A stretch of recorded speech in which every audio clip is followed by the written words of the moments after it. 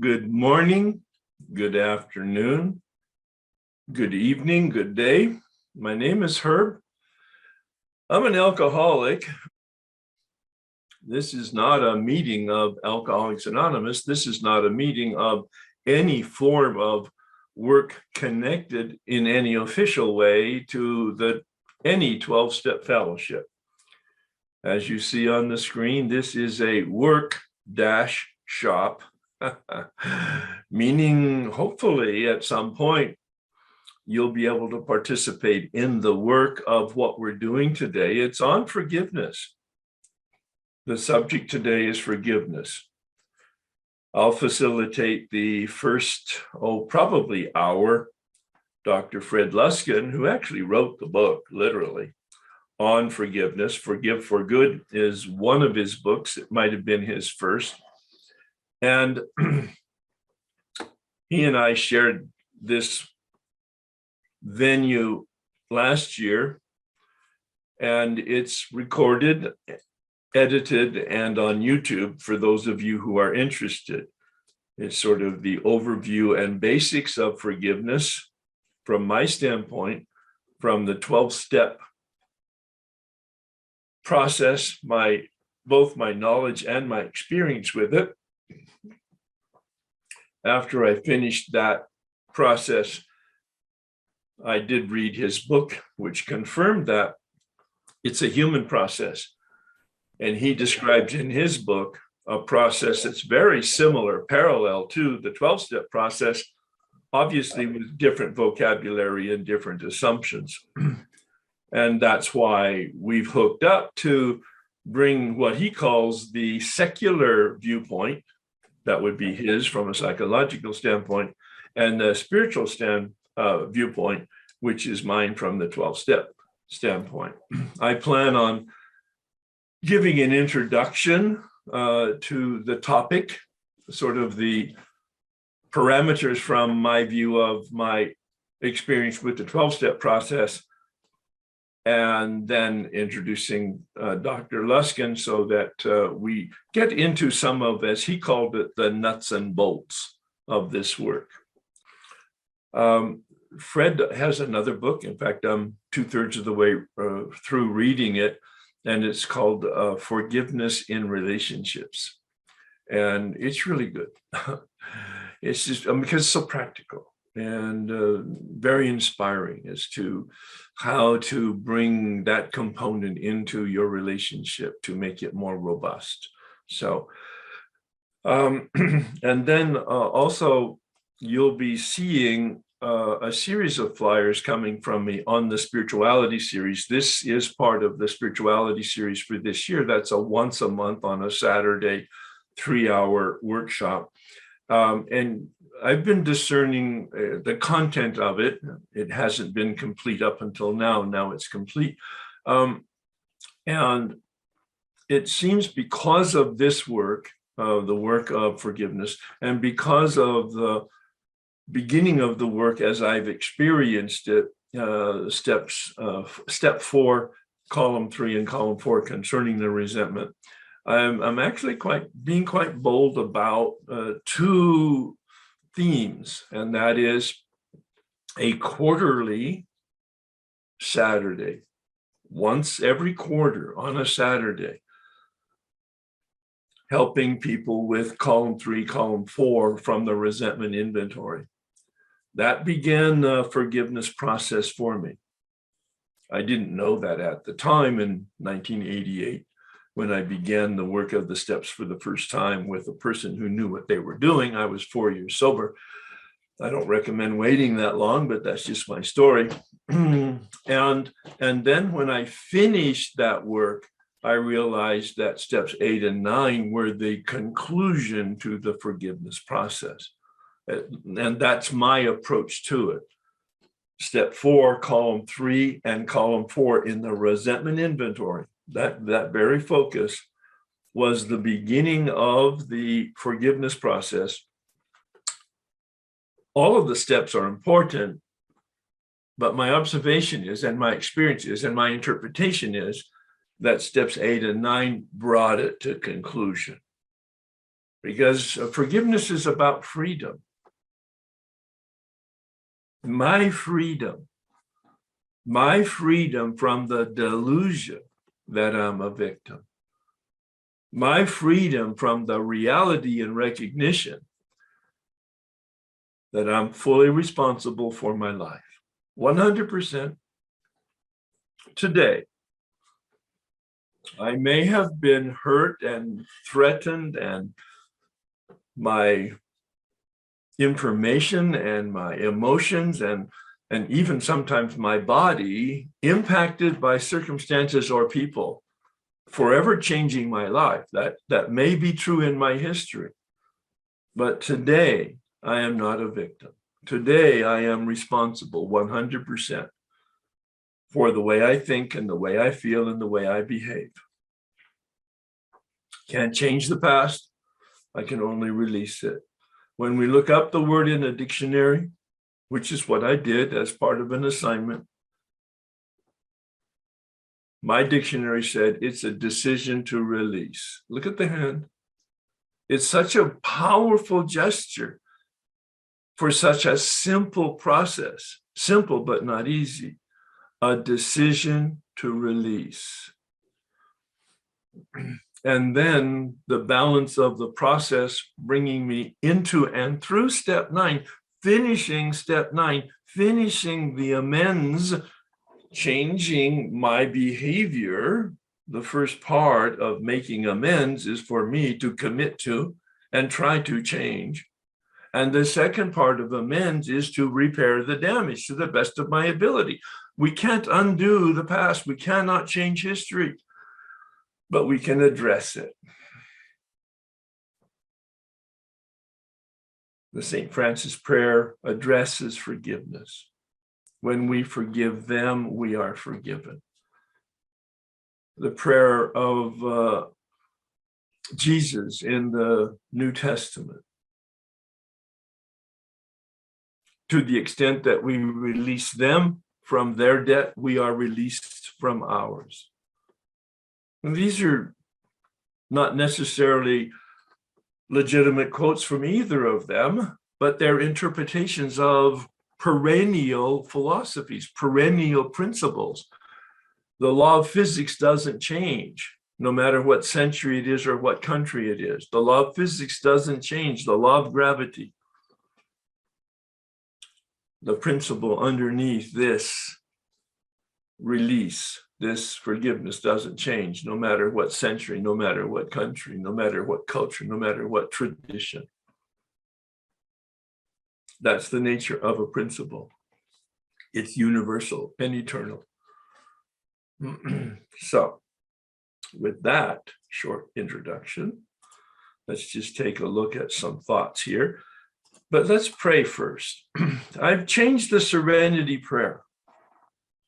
Prayers are not about words, right? And especially acknowledging my co-facilitation with Dr. Luskin. He doesn't come from a religious or even spiritual. And those are two different perspectives.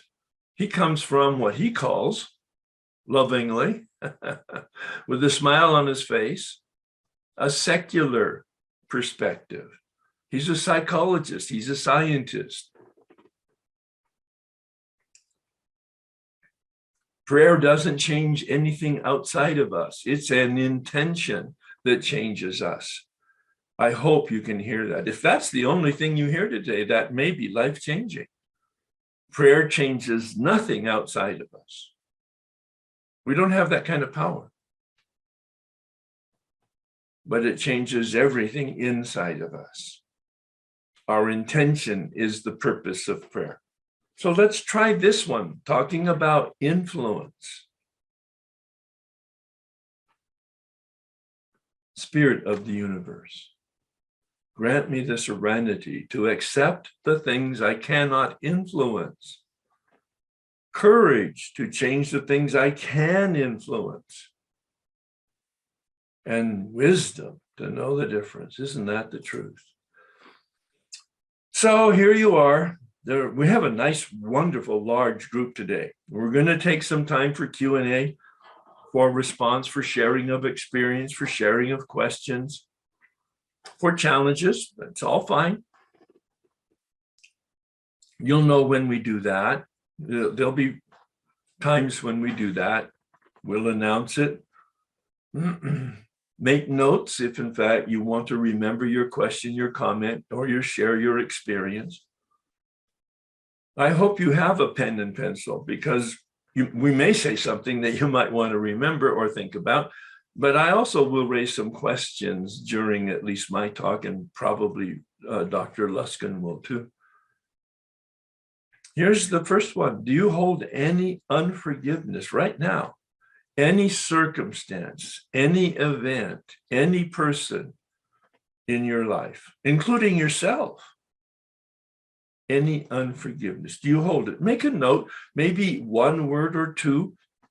We're not looking for catharsis. We're not looking for therapy. We're not looking for story right now. Those are items for a different day, probably. But have something very specific and concrete in mind that you're holding right now. I cannot forgive this. No, that's your consciousness or your unconsciousness.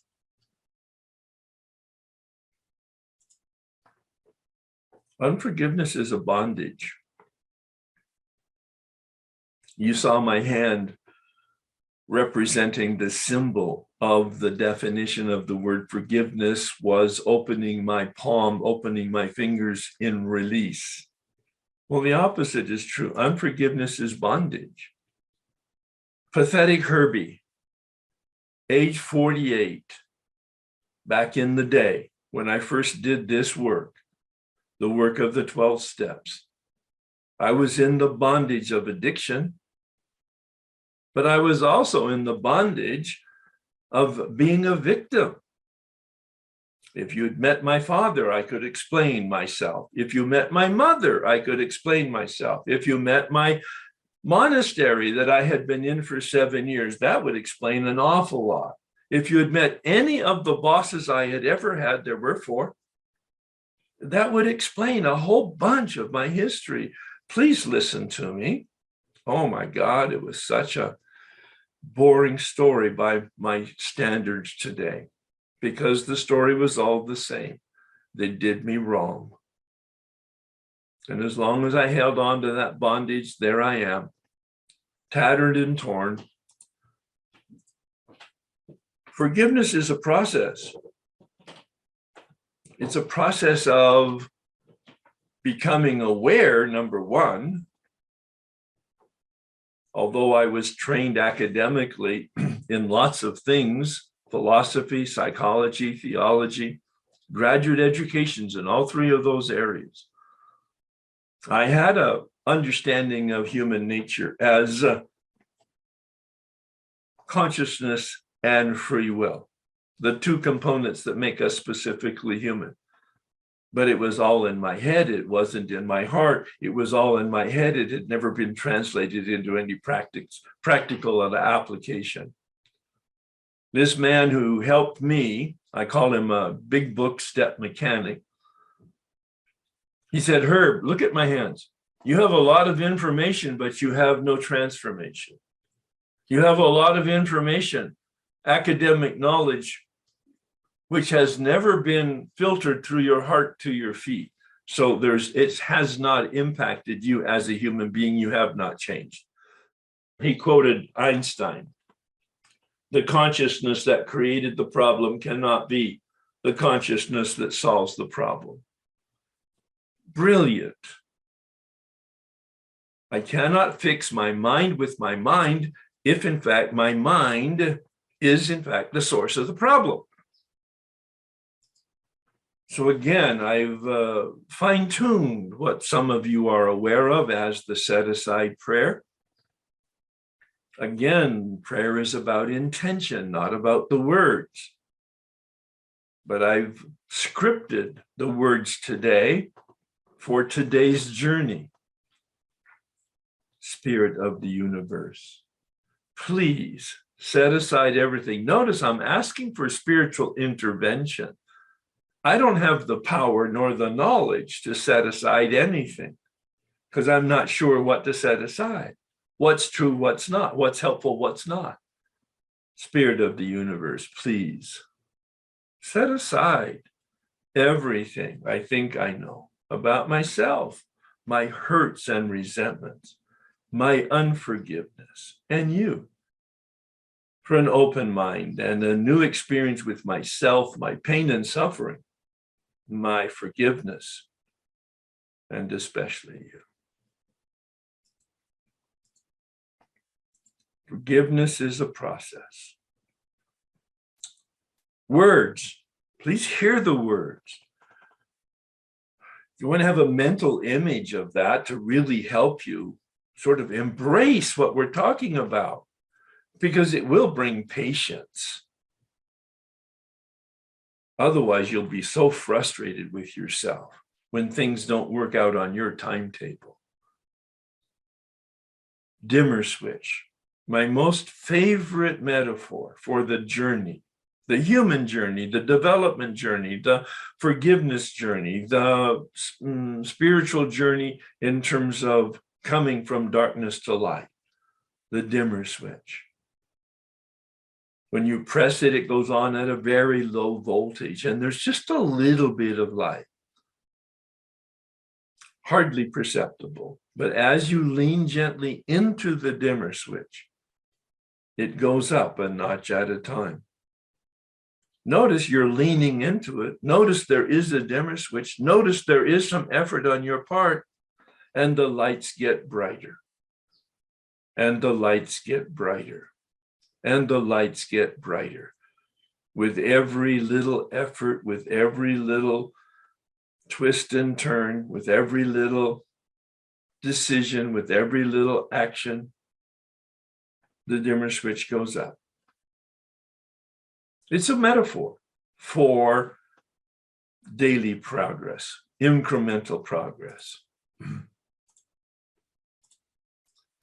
It's a process of releasing.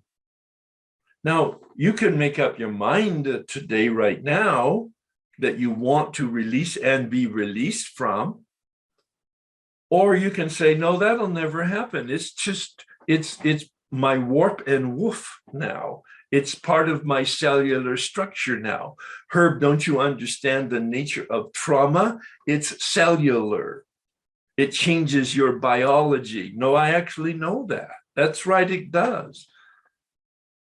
But I also know that biology can change.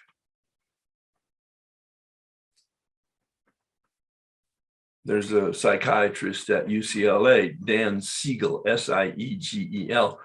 He's written many books. He has studied the human brain. A psychiatrist who has studied the human brain for its functioning. And he says, when we know something, it doesn't change our brain. When we feel something, it doesn't change our brain. When we do something, hear it please, when we do something, it changes our brain.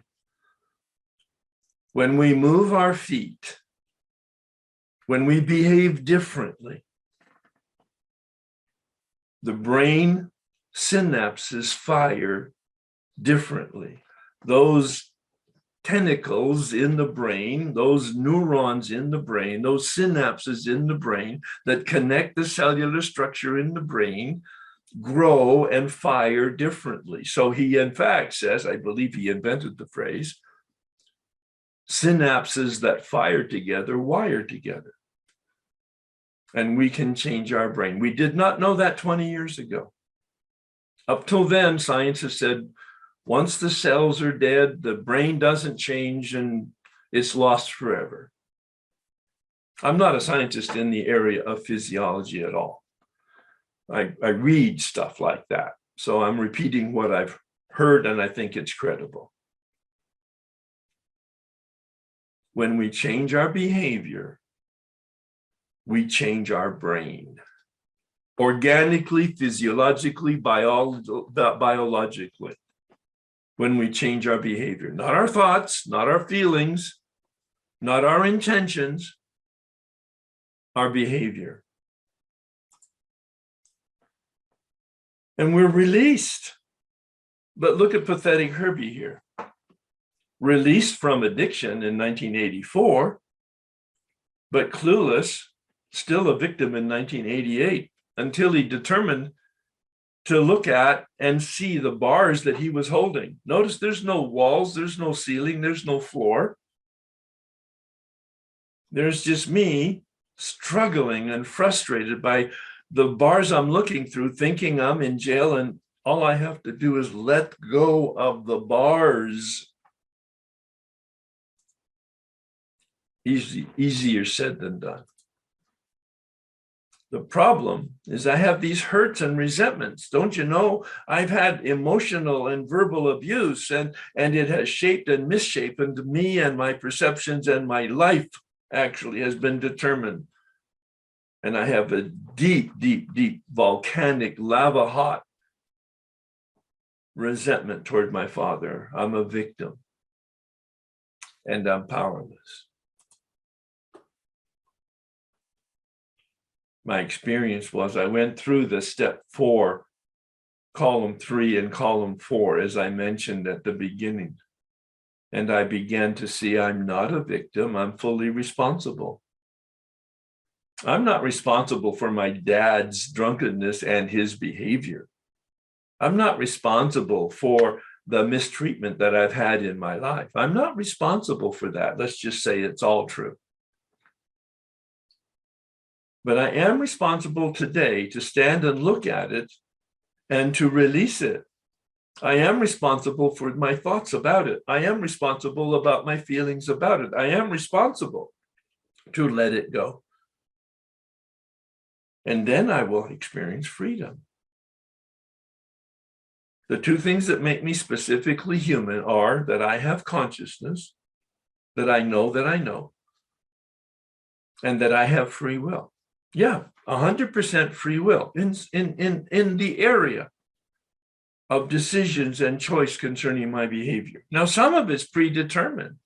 Any of you that have studied psychology, basic Pavlov theory, knows that I've been conditioned. We each have been conditioned by our genetics at the very core level, but then by our families and by our cultures and by our countries and by our traditions and by our parents and by our schools and by our families and by our exposure and by our psychology and our education. Yes, we have been conditioned. And the whole point of my responsibility is to get a handle on the lenses through which I look. Well, that's pretty tricky stuff, because the lenses through which I'm looking are the lenses with which I'm looking.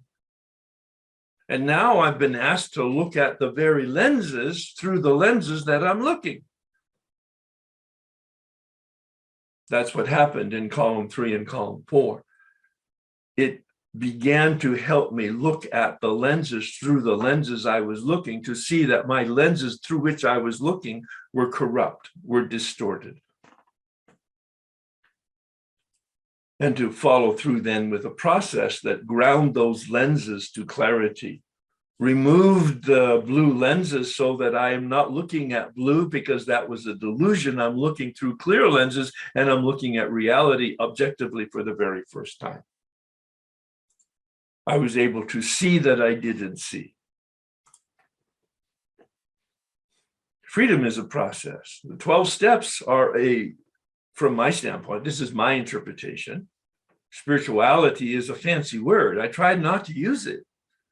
It raises lots of barriers from people. The 12 steps is a process for a relationship. Now, I could have just as well put in the place of power, I could have put in life, L-I-F-E.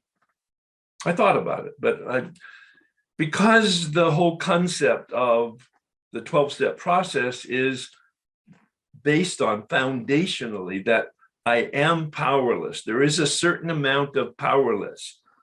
And it's not that knowledge is going to fix it, nor is it willpower going to fix it. That there's something endemic at the very heart of the very heart, at the soul of the soul, in which I don't have sufficient or effective power. I'm not here to do a teaching on step one, but I am to give a sense of this foundational concept. With a graduate education in philosophy, a graduate education in theology, a graduate education in psychology, and years and years and years and years and years and years of exposure to really good people and really good workshops and really good information, I still did what I did not want to do, and I didn't do what I wanted to do. I seemed to be hijacked by something in me that required some form of exorcism. I'm not speaking religiously. I'm speaking metaphorically, maybe poetically. And I need to connect to some sense of energy, some sense of force, some sense of source, some sense of power other than myself. A relationship with power. A relationship with reality. I could say that with a capital R. Certainly a relationship with self for the very first time when I finished that second phase of the step process. I was able to take full responsibility. No, hear me, please. You hear it in the rooms all the time if you're in a 12-step program. What's your part? Well, I realized I don't have a part.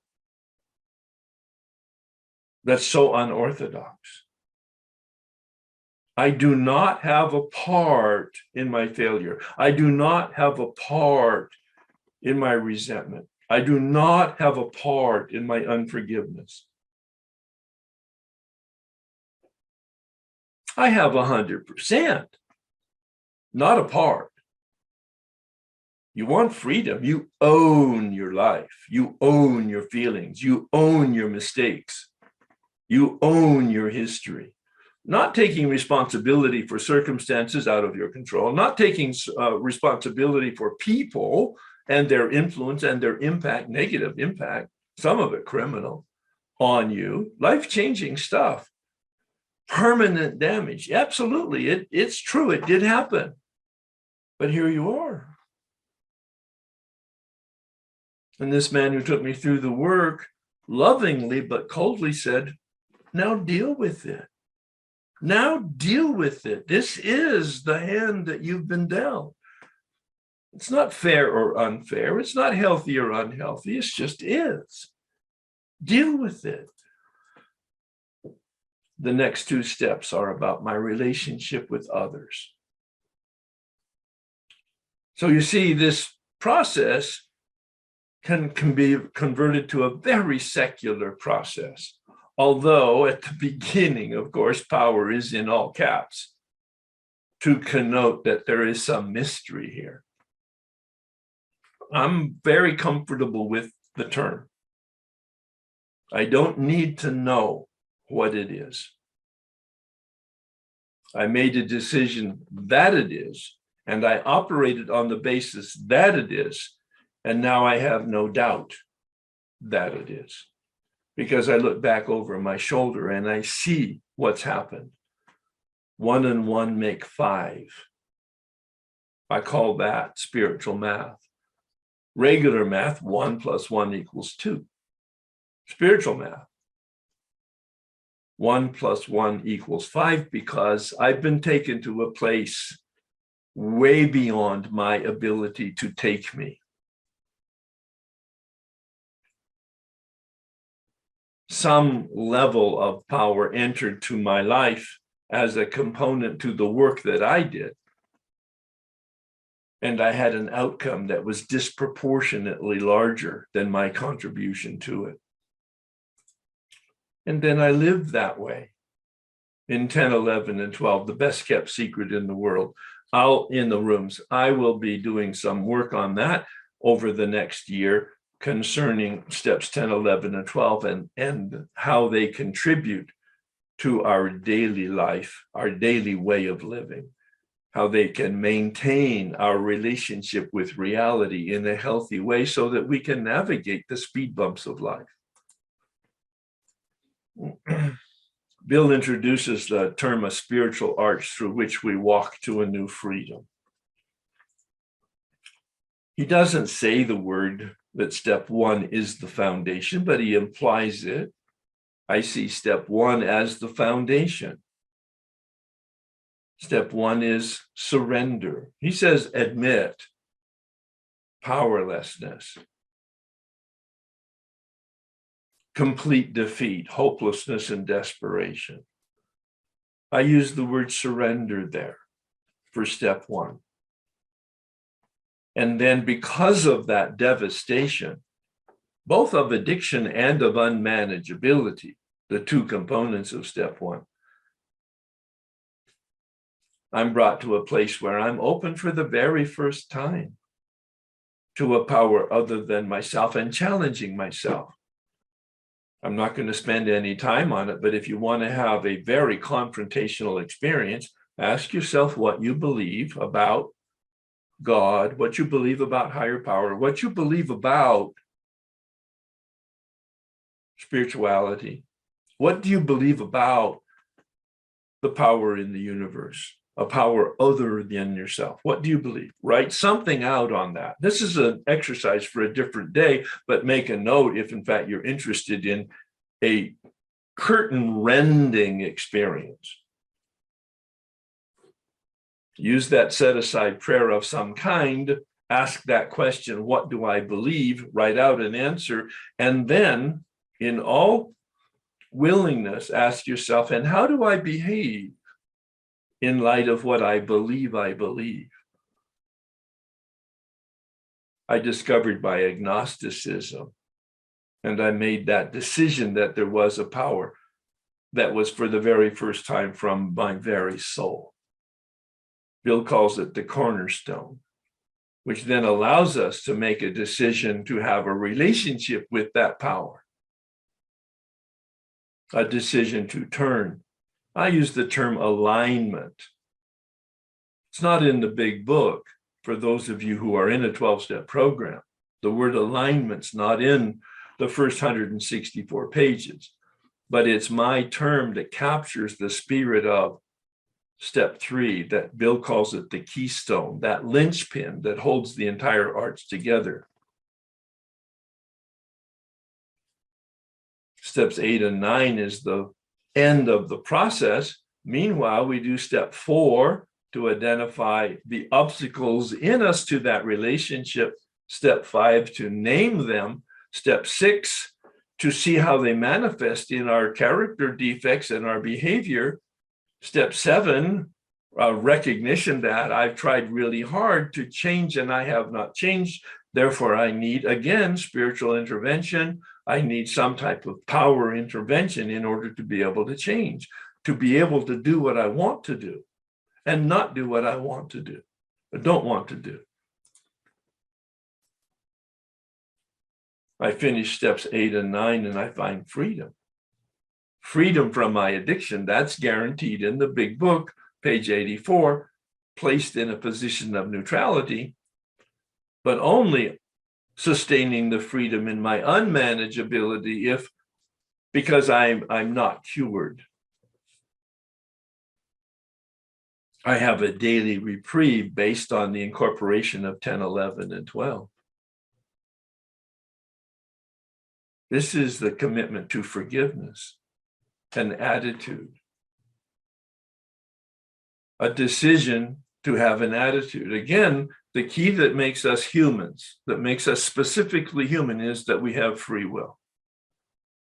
I can choose to go left. I can choose to go right. I can choose to be here or not. I can choose to listen or not. I can choose to be open to what's being said or not. I have total free will. It's about my attitude toward reality, toward my day, toward myself, toward other people, toward this workshop. What's my attitude? That stance. Bill uses that term On page 55, with this attitude, you cannot fail. Think honestly, search diligently, search fearlessly. What's the attitude? I see it as in a sail metaphor, a boat, sailing boat attitude. The attitude of the sail determines whether or not it picks up the wind, the power of the breath, the power of the spirit, the power to empower the movement of the boat forward. The attitude of the sail catches the spirit to empower my actions.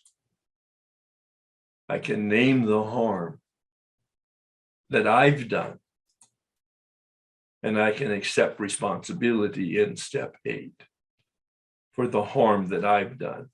The harm is not my behavior. The harm is the impact of my behavior. Lots of people get that confused if they knew it in the first place. The harm is not my behavior.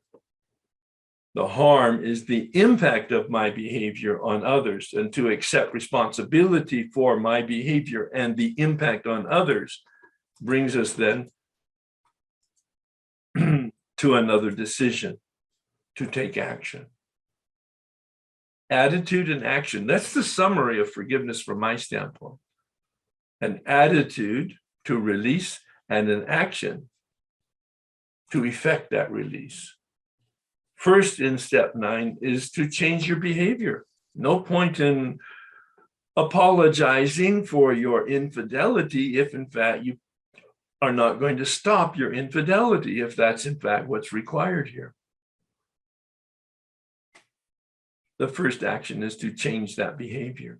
Amend means amend my behavior, not my thoughts, not my feelings, although that's all part of the program, your personal program of growing to be a decent human being, changing your thoughts and changing your feelings. But as I mentioned before, that's a lot easier when you change your behavior. And the real component part, the essential part of step 9 is in fact to repair the damage. To the best of our ability, I'll be doing many workshops on steps 8 and 9 so people can get clear based on my understanding and my experience with it. I'm free. I am free of the burdens of my mischief. I'll be kind from the past. Forgiveness is not to condone or forget or tolerate or ignore or approve or excuse or minimize. Please hear the words. There's so much misinformation and misconception as to what forgiveness is. It is not to pardon. I don't have that power. It is not to deny, to attempt to forget. It is not to absolve. It certainly isn't necessarily to reconcile. These are people that you may not want a relationship with, or to endanger yourself again or surrender justice. I worked with a young man who put his father in prison, loved his father, continues to love his father, but he wasn't going to allow his daughters to think that what grandpa did in his molestation of those daughters was acceptable. He put his father at age 66 in prison for 8 years. Still loves his father, still visits his father, but doesn't allow his father to visit his granddaughters. We don't give up justice necessarily. Forgiveness is a decision to not retaliate or exact revenge or seek compensation or judge. That's not the point of forgiveness. That's not our job. The purpose of forgiveness is a decision to release them, Just opening the heart and opening the mind and opening the soul as I opened up my hand to release them.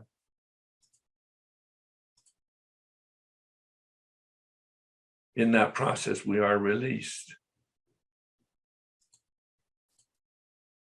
In that process, we find freedom.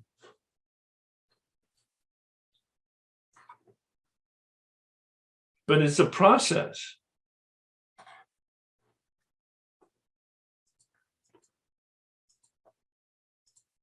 It takes time. It takes work. It probably takes some guidance from other persons. It did in my case. I had a therapist that I was dealing with. I had a spiritual director I was dealing with.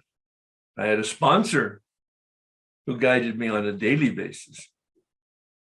And I had a step guide who guided me through the steps, brought me to conclusion with regard to my 9th step, held me accountable for finishing those. When I would come and say, I haven't done any work on my 9th step, he would say, well, what's the problem? I said, I'm really busy now and I'm willing, but I just haven't found the time. And he said, Herb, willingness without action is fantasy. There's a remarkable term. You want to confront yourself. Don't tell me how willing you are unless your feet are moving. No, he's a hard ass. But that kind of accountability allowed me to find the energy and the willingness to complete those amends. Yes, to complete those amends. Stories for a different day, or maybe today, if in fact some questions come up surrounding that process in terms of particular ways of making amends to parents, making amends to dead people, making amends to people that you shouldn't see, making amends to people that you can't find. I have completed my amends, living and dead. I have completed my amends to anybody that I'm in conscious awareness that I might have harmed. And I have the freedom that comes from that. So that's the introduction. Fred Luskin, are you with us at this point? I am here. Wonderful, wonderful. Thank you. Want you to, we spent a little time introducing myself at the beginning, and as you've, whatever part you saw, I've given an overview from my own experience of the 12-step process. Now I'd like you to introduce yourself and continue on wherever you would like to take us. Thank you, Herb. Hello, everybody. I don't think there's intrinsically much disagreement between Herb and I about forgiveness. It's simply we're trained differently. So I made a conscious decision decades ago to emphasize psychological principles for how to do forgiveness, while I see Herb emphasizes spiritual principles. I have to believe at some level they're basically the same. I don't like.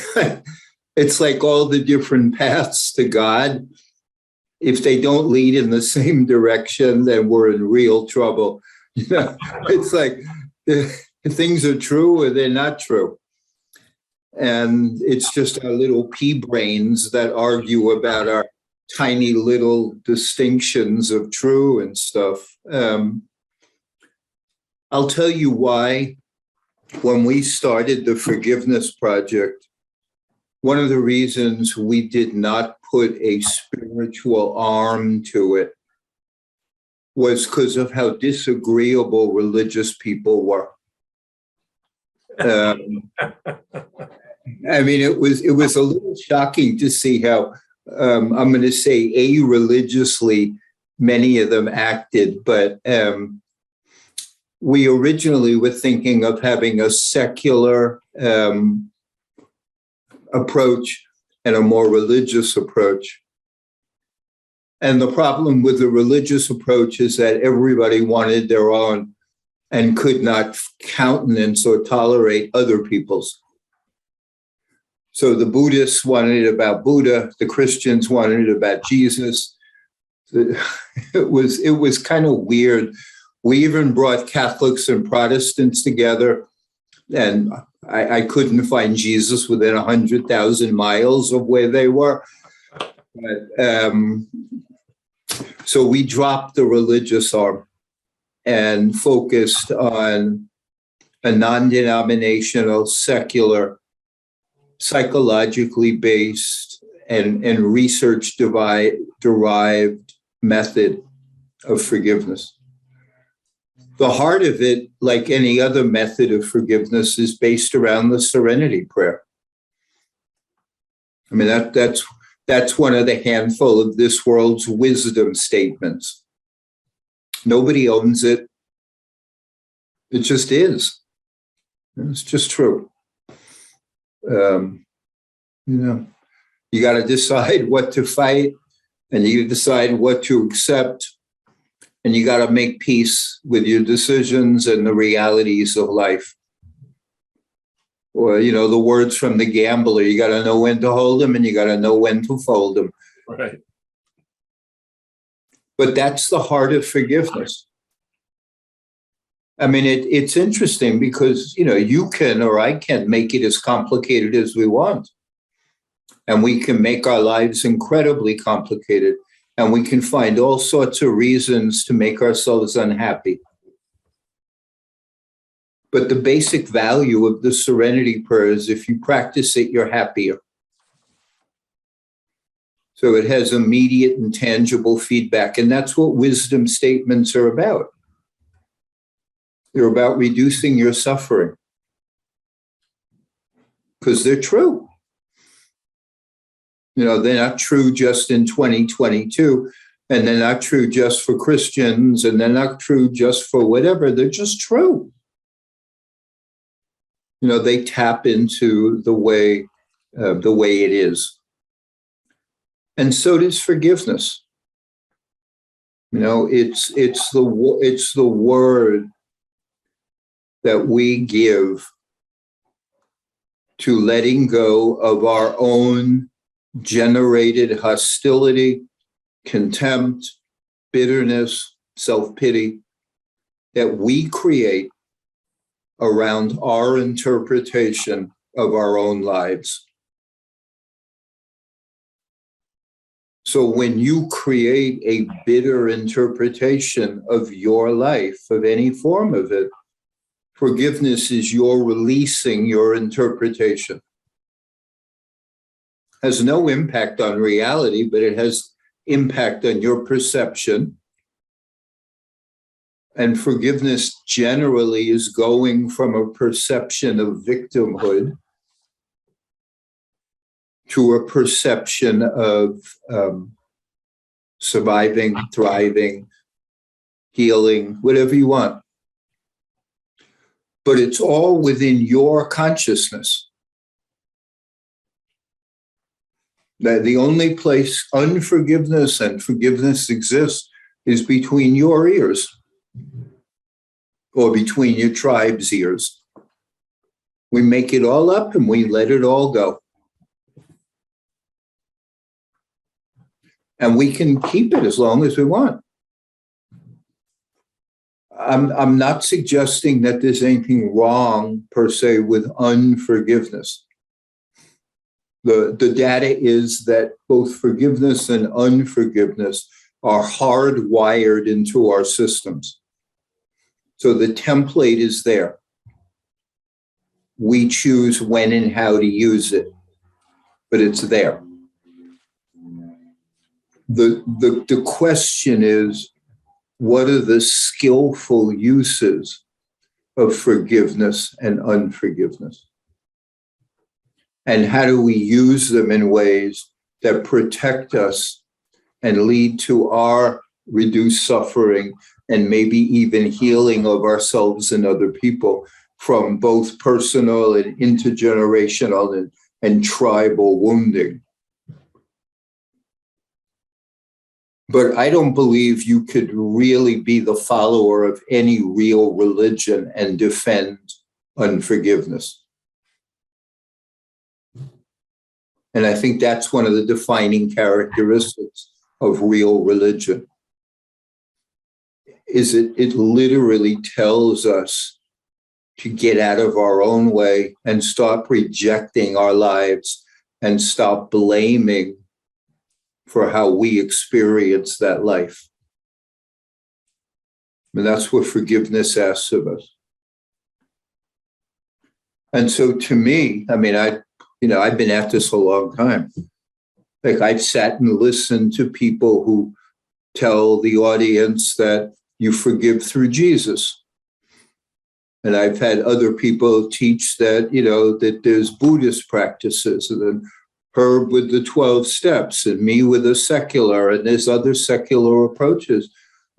They all have value. They're all useful. There's no one wisdom. I mean, there are processes. The sad thing with our contemporary culture and its emphasis on diversity is I don't think anybody really believes it. Right. Like the world is incredibly diverse. And there are so many different ways to do everything. And we want only our path. So we put diversity to about this big when it's actually enormous. Like we all have a little taste of the world's wisdom. And we all live as best we can that wisdom. And I don't know how forcefully I can say this. I've been at this for about almost 30 years. It's very hard to be a really happy person if you don't know how to forgive. You're going to just trip over your bitterness all over the place. And you're going to be full of blame, so you won't be able to recognize the source. And that's the sadness. You won't be able to recognize that you're the source. And so you can't cure what you don't know where it exists from. And it's sad because the world drives itself crazy because of that and harms so many people, so much harm we create because we don't know how to get rid of our bitterness, so we pay it forward. I mean, I've done couples counseling, and you can't believe what people will say to each other in couples counseling. And me being a sarcastic New Yorker, I've sat with warring couples and thought, okay, so this is the person that they have pledged to do their best to for a lifetime. What do they look like with the person they don't make that pledge to? It's hard to even fathom, but they're shouting and blaming and screaming and arguing and calling names. And this is a person that they once, said, I do. And yet they have I'm going to say the technical term called chutzpah, to blame it on somebody else. That they couldn't behave during a marriage, so it has to be somebody else's fault. That's one of the great entertaining non-forgiveness, like stupidities.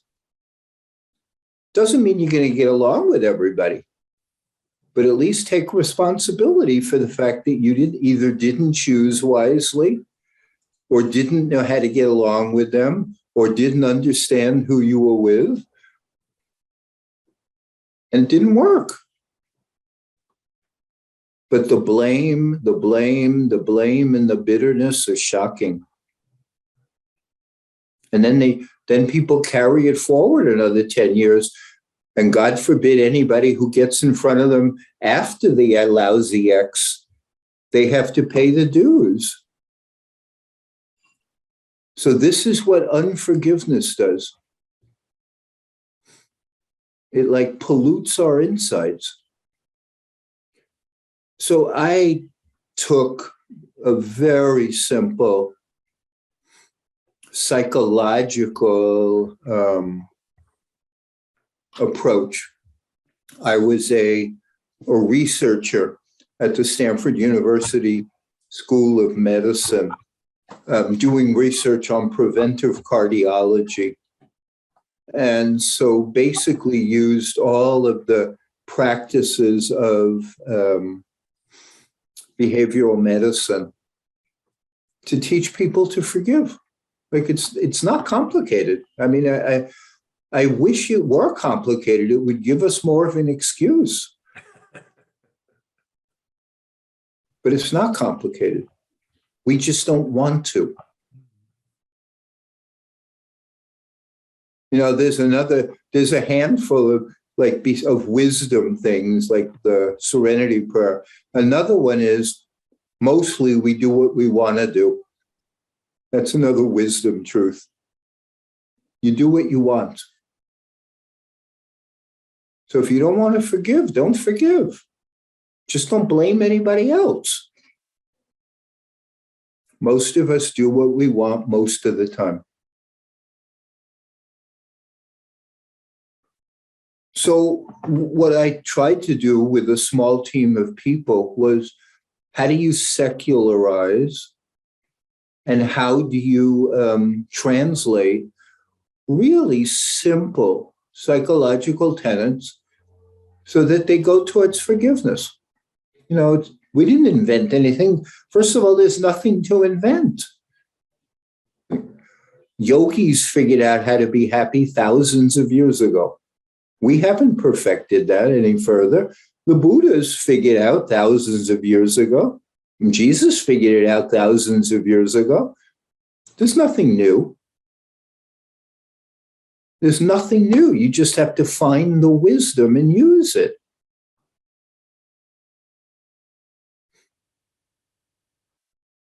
And you have to choose to look for it. And then you have to choose to practice. That's the pain in the ass part. That is the pain in the ass part, because you have to practice. I have a friend who's also a psychotherapist. And I remember telling him about somebody. Maybe it was a client of mine. I have no idea. But I was talking about this person whose life was a mess. And I was feeling sorry for them because their life was a mess. I mean, you wouldn't want this life. And so he looked at me and he said, Fred, just think of how many bad choices it took for them to end up where they are. And he was right. We have so much choice, we don't realize it. Like that Serenity Prayer that Herb showed, that's not just an overall path. That's a moment-to-moment decision guider. Like right here, right now. Like if I'm mad at somebody, right now, is there anything I can do that's useful? Right now. Well, throwing a plate, is that useful? Screaming, yelling, feeling sorry for myself, are those useful? Probably not. So that means I probably should go towards the acceptance end right now. It's a practice. It's a moment-to-moment practice to choose serenity, to choose peace. But you have to practice. Because what my friend has reminded me on a number of occasions is how regularly day to day we choose the opposite. Let me choose anger. Let me choose resentment. Let me choose self-pity. Let me choose judgment. And those are all legitimate choices. But if you choose anger 45 times a day and you end up tired at the end of the day, that's a good reason why.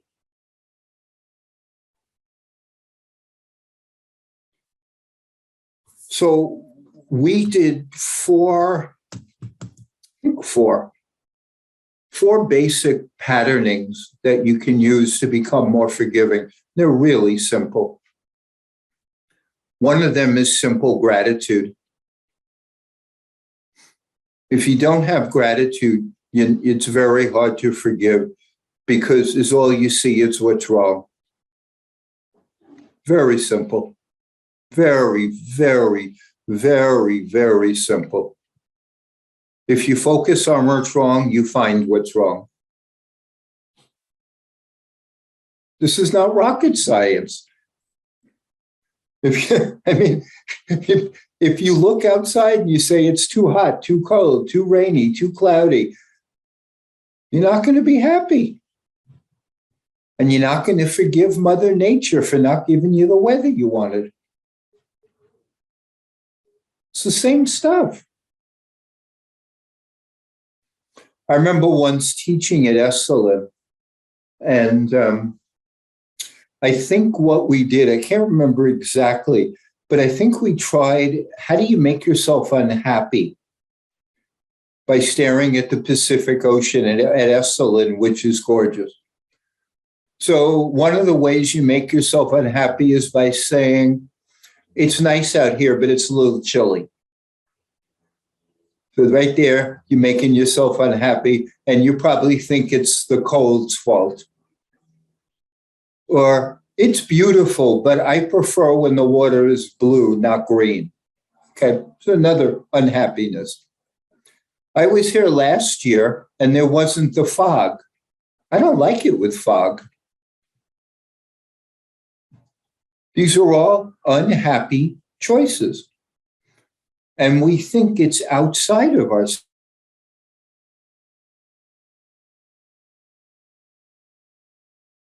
Well, it's the same thing if you think your brother-in-law is the one that's ruining your view now.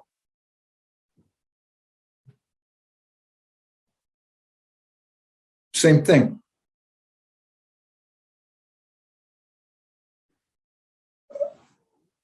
It can be very frustrating when you start taking responsibility for the content of your mind and asking yourself a few points during the day, is that content of my mind helping me or not? It's a present-centered question right now.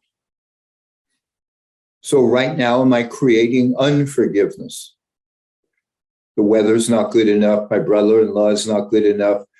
The country's not good enough. Donald Trump's not good enough. Whatever. That's our creation. It's practice.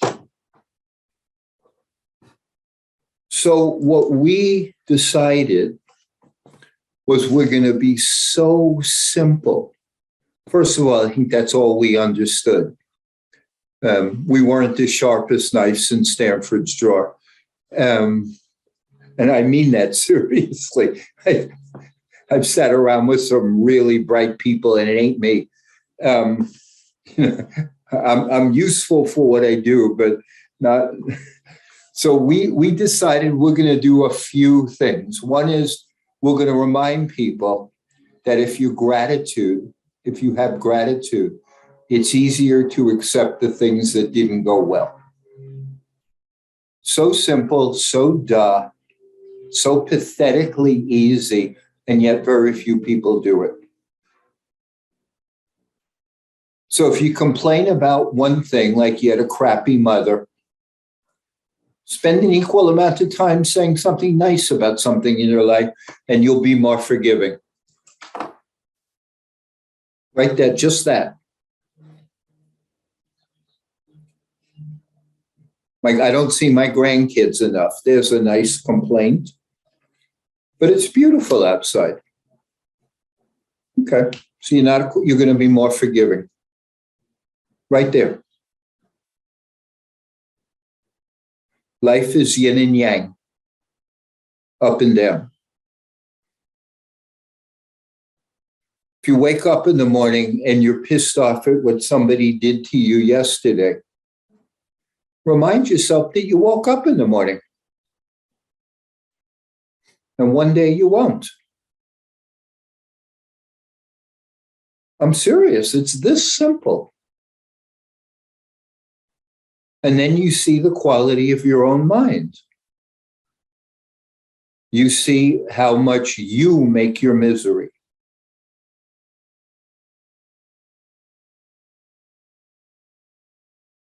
So let me lead through a simple meditation on gratitude, because these are so foundational to forgive. They're so simple, but I'm gonna lead a couple simple practices. Let me just lead a very simple meditation.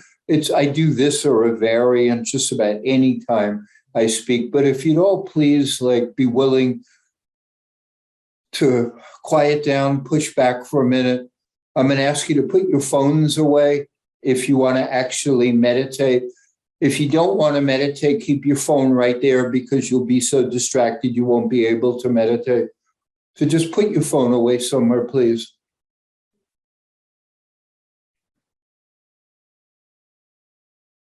And then just be willing to close your eyes for a moment.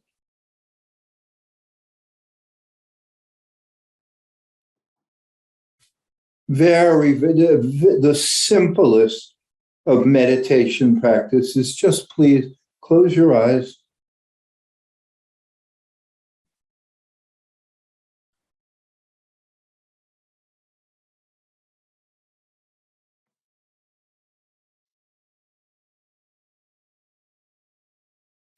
And relax your breathing.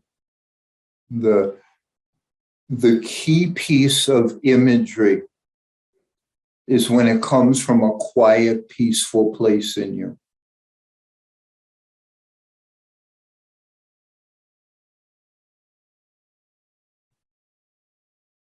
So you want your eyes closed, you want your shoulders relaxed, because otherwise it's very hard to breathe deeply.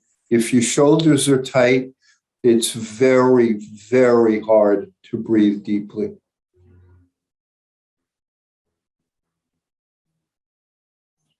Very, very hard. You want soft, gentle, relaxed shoulders.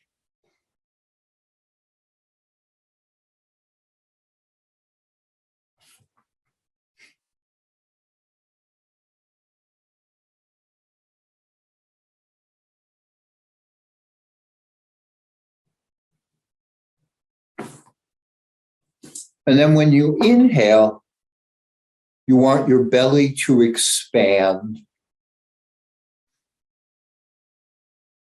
And when you exhale, you want your belly to contract. Soft shoulders, gentle breathing. That's how you relax. And you need to be relaxed to be able to do real imagery.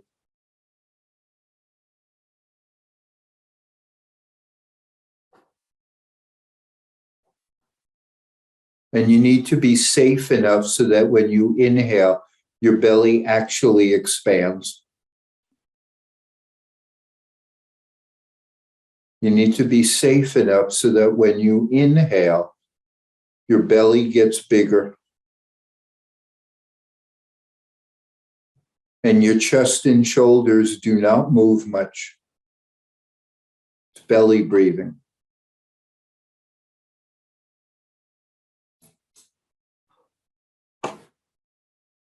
So you breathe in, your belly gets bigger.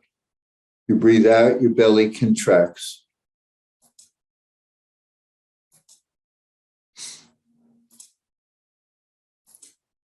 And then just ask yourself a simple question. In the last 36 hours, who's been kind to me?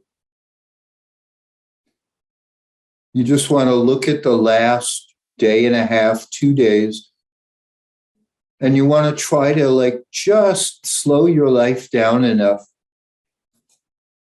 so you could just ask a simple question. Where did kindness show? Anybody say nice things, help me in any way, care for me, tolerate me, whatever. Just look for kindness.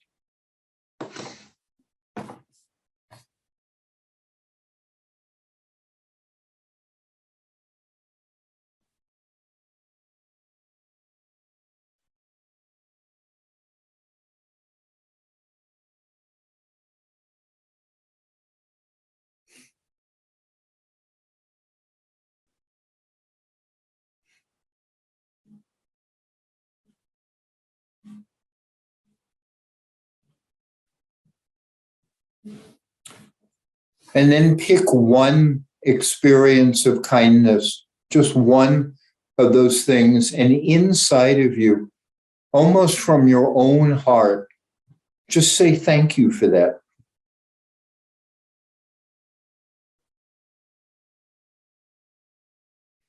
Like from your heart, say thank you for that kindness.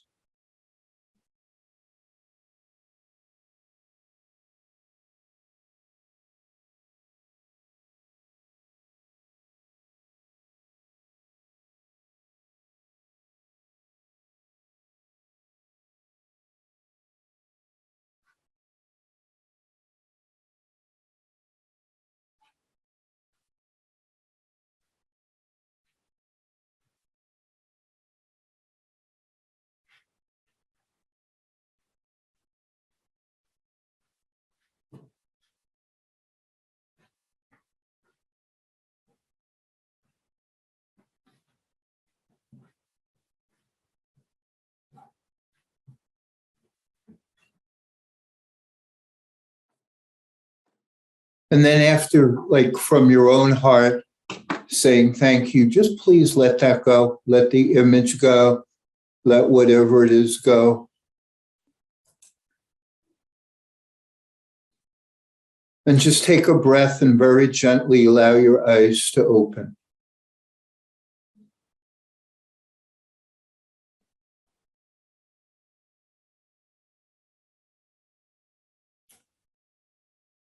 So gratitude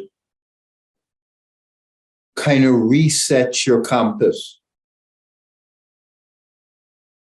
So you can start, you have a chance then, to see your life clearly. Until then, we are all basically full of shit.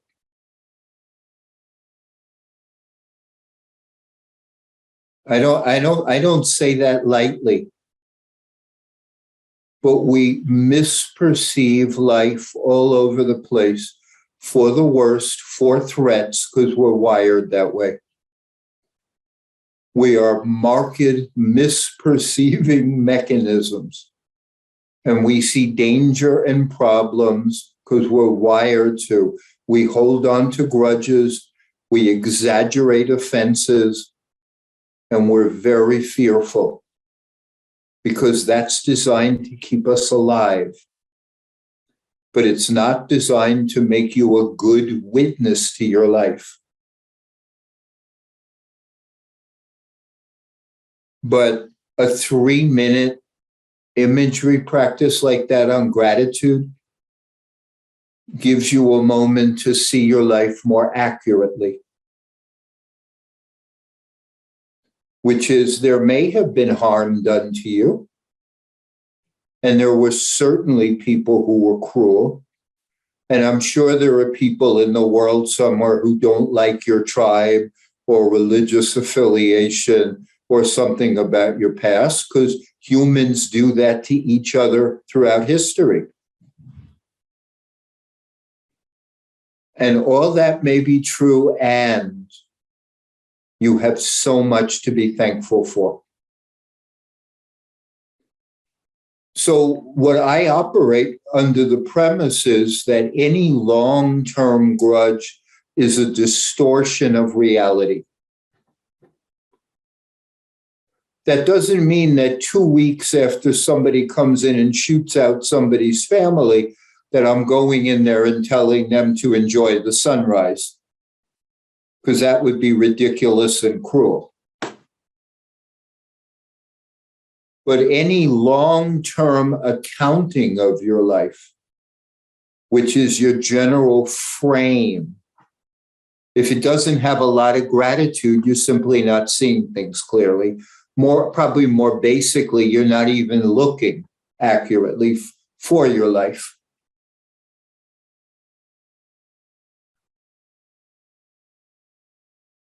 So forgiveness starts with gratitude. So you have at least a chance of seeing things accurately. You know, imagine if somebody said to you, "So how's your day going?" And you said, "Well, pretty good. I woke up in a bed, had food in the refrigerator, running water.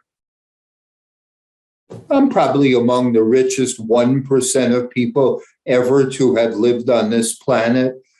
But not bad, not a bad day." You would then have a chance to see things clearly. But since we are basically dishonesty machines, it's very hard, very hard. And we complain together. So forgiveness starts with gratitude, trying to see things accurately at all. Because most of us, when we're unforgiving, are saying, it's not fair. It's just not fair that they didn't love me, or they didn't treat me right, or they didn't help me, or they screwed up, or I screwed up. And that there's some truth to that. It's not that this is wrong. But imagine if you said, and I have 3 square meals a day, and I have a job, and I live in a country with voting. So when we're looking at fair, I'm way more on the side of have too much than too little. So if I'm interested in fair, I better start thinking pretty strongly of giving back and having less, if fair is my goal. So why don't I'll give up half my house because I really care about fairness. I never hear that. I never hear anybody say, you know, in my quest for fairness, I'm going to give up my second home that I have because I'm so concerned about fairness, or I'm going to give up a third of my food because I know I really overeat and there's people who are starving. So, because fair is what's so important to me, I'm going to go give it to the shelter. I never hear that interest in fair. I only hear fair for what we didn't get. So that's how badly we misperceive things. We're grudges waiting for an object. So yeah, we have to start offering kindness to what we have. We have to. I mean, not have to. If you want to be happy, if you want to see things clearly. I'm going to find that it's a little bit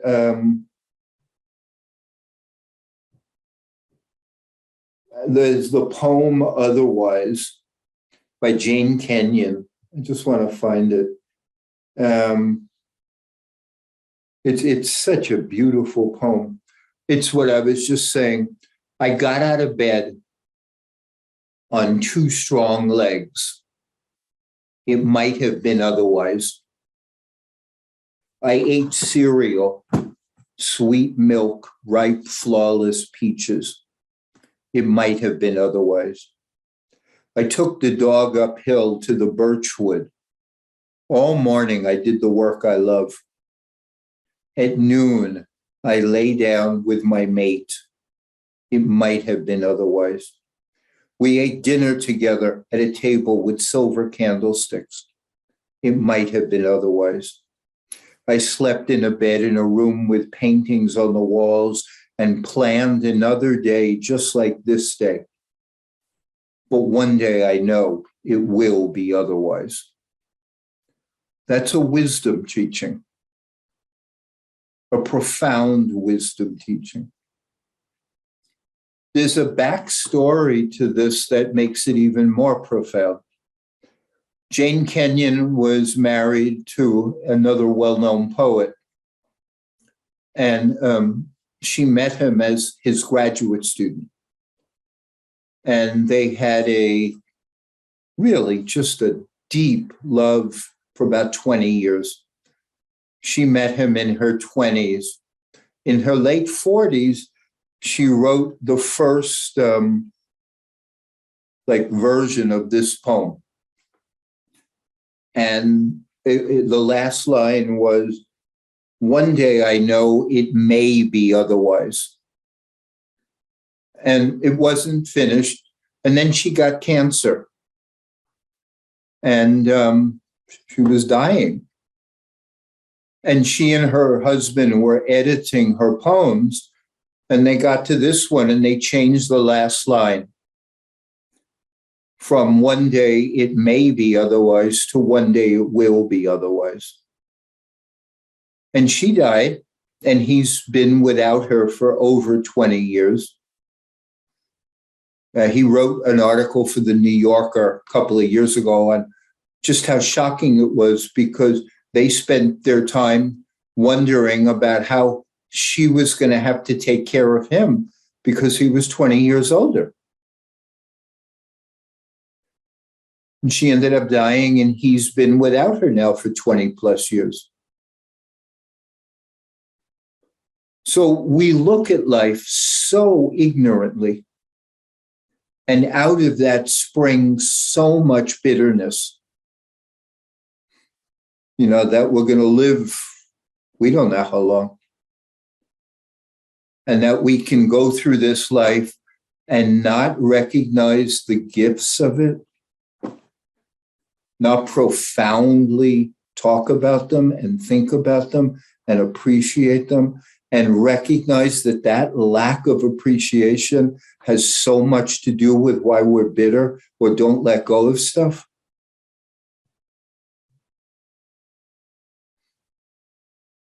I mean, if any of us, these are the same wisdom teachings that they're forever, they're eternal, they're cross-cultural, they're trans-age.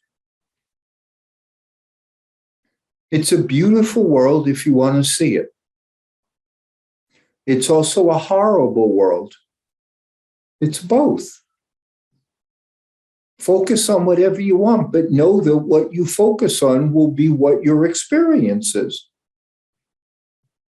And it's nobody's fault if you focus on what's wrong.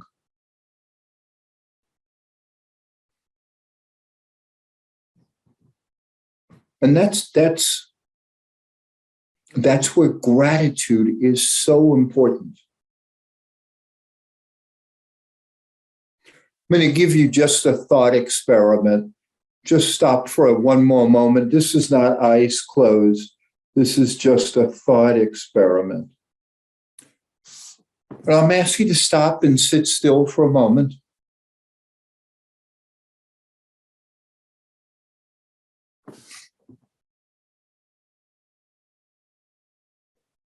And eyes open, just take a breath or two. Just allow your belly to relax and expand, please.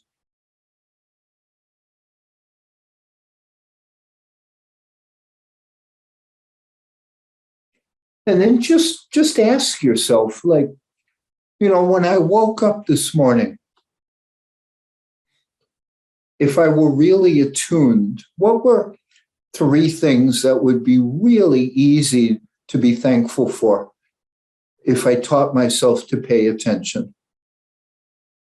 Simple things. But you want to look at your life, not in abstract. This is not abstract. This is your particular life. You woke up in the morning. What were three things that would be really easy to say thank you for? And the only thing I want you to do is see if you can bring that feeling of thank you into your heart.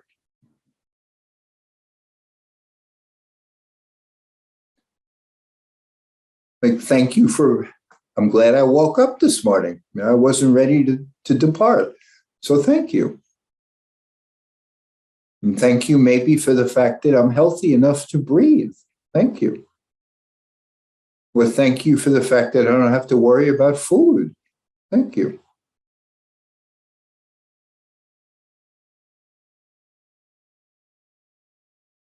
But you want to try to feel it in your heart. You want to have it quiet you. You want the thank you to make a difference.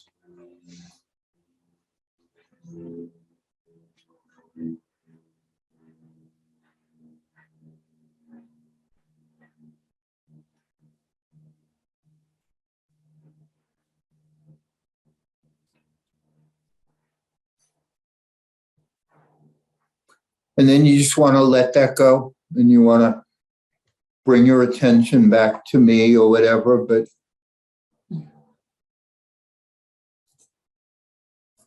you want to say thank you, and you want to feel the thank you.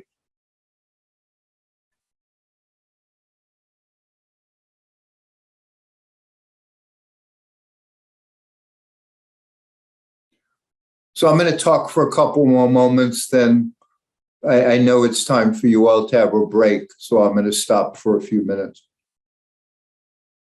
But where this gets really profound for forgiveness is, and why you can, like I've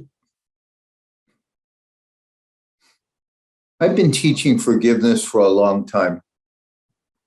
And human beings are incredibly selfish and cruel. And so there's no end to terrible things that people endure. Please do not think this is like a Pollyanna, is all you have to do is look and beauty's everywhere and la-di-la-di-da. There's a lot of horror, and there's horrible misapplication of resources and staggering selfishness and cruelty. And so this is not a minimization practice. It's an acceptance practice and a wisdom practice. What do you do in a world with incredible cruelty and incredible beauty? It's a tough question. You can't ignore the ugliness, because then you just become indifferent. But if you get lost in the ugliness, then you become ugly, which is what we see now all over the United States, like horrible political righteousness and bitterness and just demonizing of people who disagree, because everybody sees ugliness. They become ugly. There is incredible beauty in this world also. Incredible beauty. Go watch a hospice nurse. Go watch a preschool teacher. Go watch all the people taking care of aged parents and sick kids, and you'll see incredible beauty.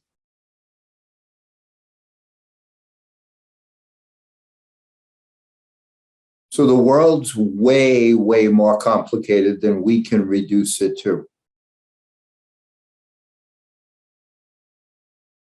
but you want to go from grievance to peace. That's the goal. And one is see more beauty. See more goodness. You got to look for it. It's there. You don't have to invent it. You just have to find it. But you have to look. We're all a little bit like the people I worked with at Esalen. We're all staring at the Pacific Ocean and finding what's wrong. We are, all of us. I mean, it's part of our nature. But the other piece that we need to be very careful with, besides what we see, is what we talk about. So nobody else controls what comes out of your mouth. Nobody. And so if we want to be more forgiving and we want to be happier people, we have to complain a little less. There's no way around that. It's not optional. I mean, it's optional if you want to do it. It's not optional if you want to become a happier, more forgiving person. You have to complain less. It takes work.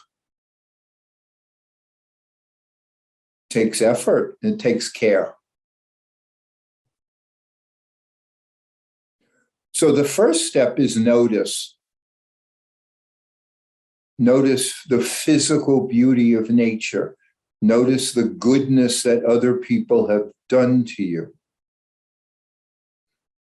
Walk into Safeway and notice all the fruit and vegetables from all over the world.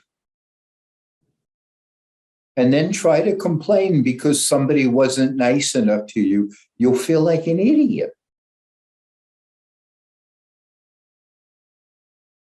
Oh, the world wasn't good enough to you by giving you Safeway around the corner? You expect more? Like, that's how we act.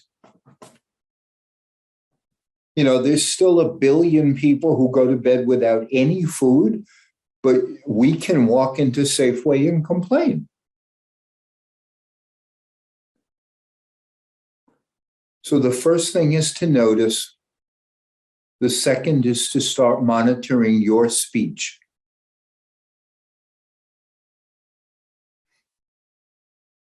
Do you need to be nasty right now? It's always a question of right now.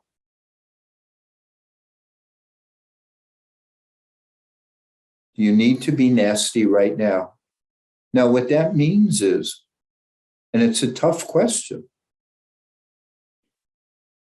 do you need to complain right now?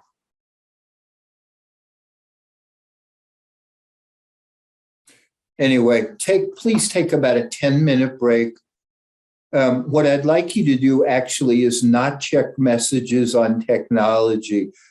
Actually take a break, move away from the screen. Probably even be good if you could go outside for a few minutes. You want to clear your head from this. This is not natural to be connecting this way. Thanks, Fred, very much. And yes, I will rely on Rainey to be our timekeeper, more or less. And thank you so much, Fred. We'll all take a break, as he said.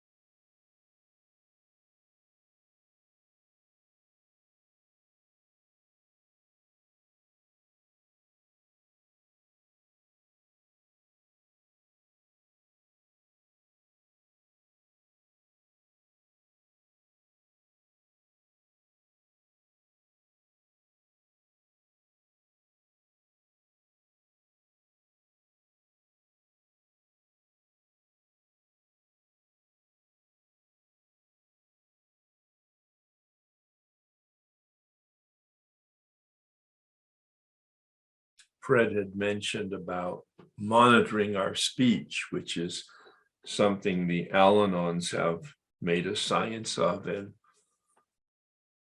have some kind of formula for challenging our consciousness in that area. The questions like, why am I talking? Is what I'm about to say true? Is this the right time to say it? Am I the person to be saying it? What's my motive? What's the intended outcome from my standpoint? What am I expecting or hoping for as a result of my talking? There may be other things. I've not actually memorized it, but I was very impressed with the sort of the list of litmus tests for challenging our own consciousness in that area. So if anybody has words that can contribute to that list, I'm probably going to make a list of it and publish it because it's so powerful.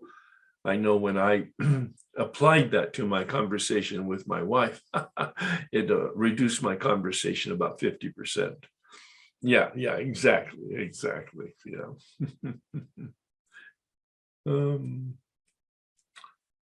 Wait, there's Fred. All right, Fred, we're back. We're kind of warming it up here, and so I'd like you to continue. And at some point, I'd love to have some audience participation in terms of their questions or comments or experiences based on whatever I and you said. But you go ahead, Fred, please. Well, hi again. Well, in the psychological world that I live in, I'm really surprised that there's so little focus on what we talk about and how much we complain.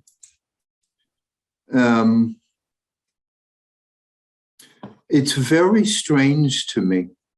It's a very strange thing that, like the Dalai Lama in his book, The Art of Happiness, says pretty clearly, if you want to be happy, practice the conditions that lead to happiness.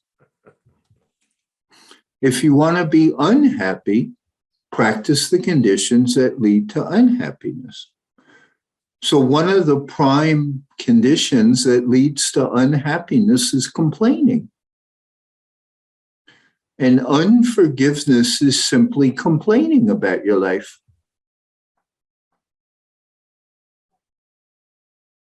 It's not that that's wrong, it's just inefficient for happiness. It's not, I mean, there's no right or wrong in this. There might be skillful, but there's not necessarily right or wrong. But I have 2 therapy licenses.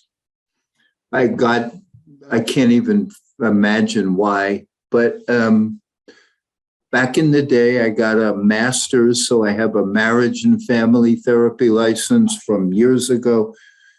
And then I have got a PhD, and then I have a psychologist license. So I have, like thousands and thousands of practice hours, and nobody ever suggested that I simply tell my clients, stop complaining. I mean, think about how much money the world would save if somebody just said, please shut up. That's politically incorrect, of course. I mean, just stop complaining so much. Stop. Shut up. Stop. It's enough. Let's talk about something else. You could save years of therapy. You could save a fortune, and you'd probably lower the blood pressure of a huge percentage of the population. So one of the things that we figured out with forgiveness training was you need to stop talking negatively about your own life, Yeah. right? Fred, would it be relevant for you to introduce some of the work that's being done on positive psychology in this area?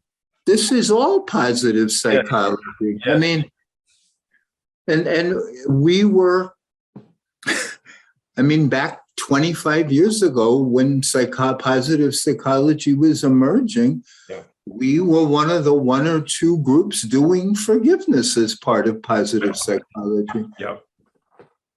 But it's deeper than not just complaining. It's how do you use like the precious gift of speech to stop hurting yourself and start helping yourself? Like this, not the lips, but the brilliance of speech is one of the apogees of evolution. All the intelligence of the universe gives us this opportunity to talk. And we spend 80% of our talking time complaining.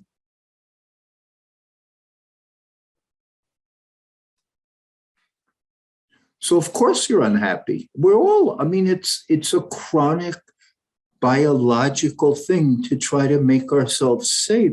And I'm not saying never complain, because you can't. I mean, you just can't, and you shouldn't. But unforgiveness is an endless complaint about something you couldn't change. That's all it is. Right. Don't try to dress it up and make it prettier. It's just you or I endlessly complaining about something we couldn't change. And instead of accepting and making peace with it, we figure it's smarter to complain. And people can do that for lifetimes. They can build family structures around it. Groups can hate each other for decades. And all they're doing is complaining. So, but it's the speech piece that I'm trying to focus on, which is, do you need to say something unkind now? Do you need to complain about your ex-husband this moment? That's the most pressing forgiveness question, I have to tell you. In all the years that I've been doing this, it's women who had crappy ex-husbands who come in and need to forgive them or want to forgive them or want to tell everybody how crappy the ex-husband was. But that is the biggest forgiveness issue. I'm not even sure there's anything in second place. That's not just that men are worse, it's that women go to more self-help things. Yeah, right. Yeah, I mean, it's not a fair sample. When they did a statistic on who goes to forgiveness training, I think it's about 85% women. Fred, my wife ran the retreat center that we talk about at the beginning of this for 20 years. And she indicated that over the 50-year history up to that point, the attendees were 80% women. Yeah. Yeah. Exactly. Yeah. I mean, men don't go to doctors, you know what I mean? It's just like, but anyway, if you could just, I mean, I'm trying to give you as simple practices as I can. Be thankful for beauty and kindness and goodness, and be so a little more careful with what comes out of your mouth. Do you have to complain about this unkindness right now? Right now. It's always right now.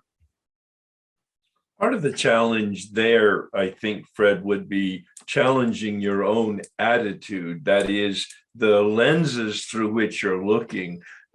I've been gifted with positive attitude from a long time ago, but I've fostered it also. And I'm seeing that, especially with some exposure to the positive psychology movement, that's really the source of changing the words or changing the actions, is the attitude, the lenses through which I'm looking, is to practice looking at things from a positive gratitude attitude, rather than practicing looking at it from a negative, complaining attitude. Yeah. The caveat, though, is you have to complain. You just want to make it skillful, which means complain close to the time that the offense happened. Mm-hmm. Well, and you made a real point, and I changed the serenity prayer to reflect that, is so many people think that they use the word control when they're not really aware that they have very little control. So I've used the word in the serenity prayer, influence. What can I influence? What can't I influence? It's startling when you actually begin to look at that. It does bring serenity, because it brings realistic evaluation. Let me give everybody a very simple practice, because in your mind, just like think of somebody who offended you or pissed you off or frustrated you, and no vocalizing, because you're only there with you, and it looks pretty stupid when you're like yelling at somebody and there's nobody else there. But in your mind, just tell somebody like what they did that you didn't like. Like in your mind, like if you got bad service in a restaurant, like a simple benign thing. In your mind, tell them that was crappy service. But here's the crucial addition. Before you're done with your little complaint thing, just in your mind say, and I'm grateful for. So if like you're talking to a friend about how another person harmed you, don't just talk about the harm. Say, and I'm so grateful that I have you to share it with. Mm. Or if you're arguing with your partner and you want to have a good relationship with them, tell them how bad they were. And I'm grateful that we have the kind of relationship where we can do this. Or if you can't think of anything nice to say in the present moment, you say something unpleasant, and then in your mind you say, and I'm grateful that I have a chance to work on it and grow. Or I'm grateful that I'm healthy and smart enough to be able to do something. Or I'm grateful that I'm breathing. But you want to learn not to just have complaints without reminding yourself that the world is much, much more complex than that. So literally balancing it. I'm suggesting you balance it for your nervous system, because when you simply send in jolts of adrenaline, which is what happens whenever you complain about anything, adrenaline forces your attention on the problem and limits the capacity of your mind to think deeply. There's nothing wrong inherently with noticing what's wrong. Otherwise, you'll walk out in traffic. Right. But you want to notice what's wrong and not become addicted to it. And that's what the long-term grievance is. It's an addiction to noticing what's wrong. But the answer can be so simple. Like right now, I'm in Northern California. It's like 75 degrees. Right. It's gorgeous. So whatever has happened in the past, it's gorgeous right now. Yeah. So what would be the value of complaining about the past right now? Unless there's a reason, and then I still remind myself, yeah. So here's one more practice on this, and then I'm going to go to something else. The habit that you want to try to get into is called saying thank you.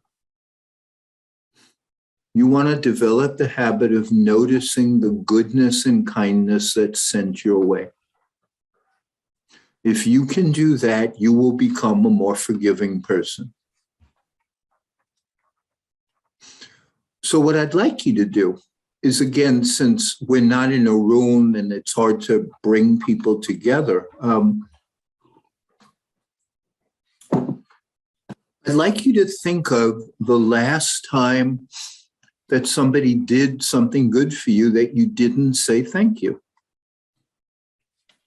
I'm sure it was in the last hour, but let's just look. No, I'm serious. Maybe it was the last day. Because we don't say thank you. But thank you is a decision that opens the heart, aligns the brain and the heart together so that your thinking is deeper. And when it becomes a pattern, you're no longer just focused on how the world hasn't given you what you wanted.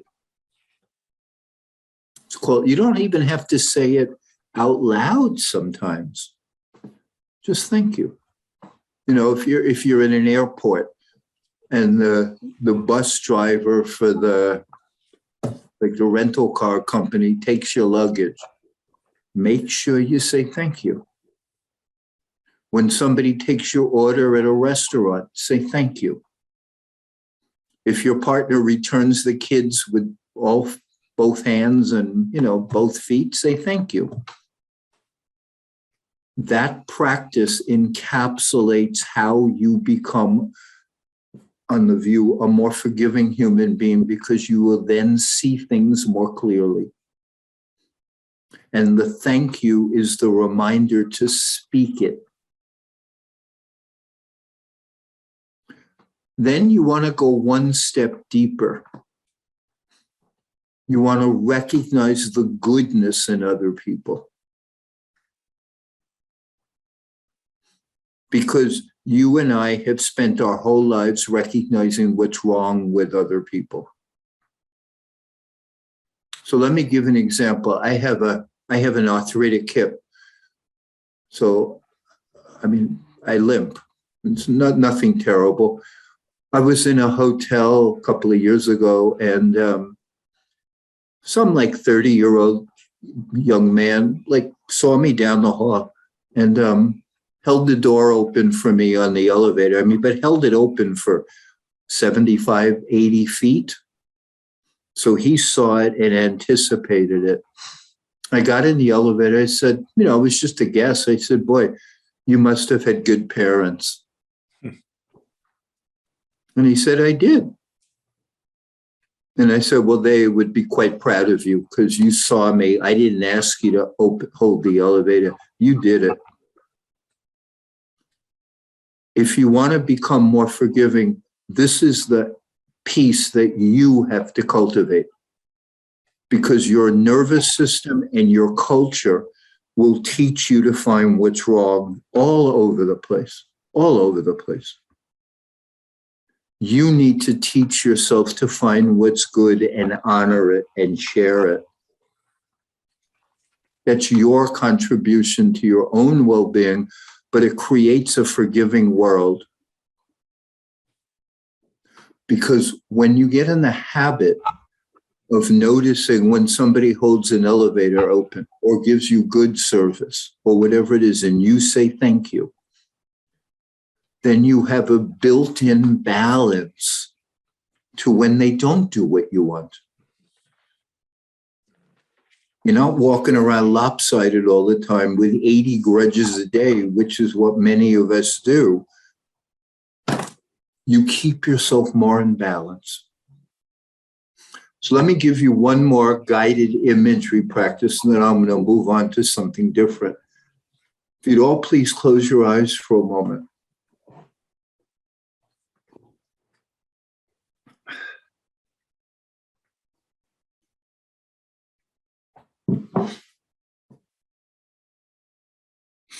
And again, just two slow, deep breaths, gentle.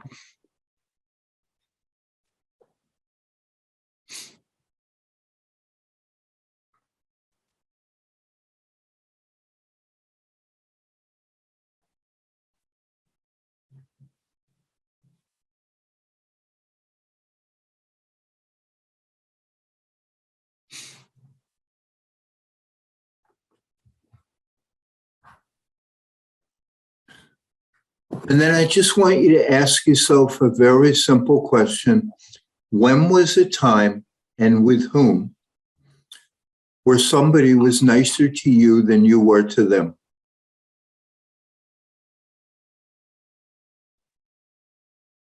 Where were you given more love than you gave?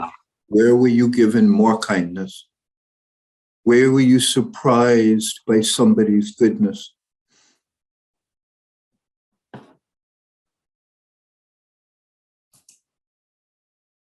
If that's hard for you, it will be giving you a sign of what you see and what you perceive. If it's easy for you, it should provide you some humility.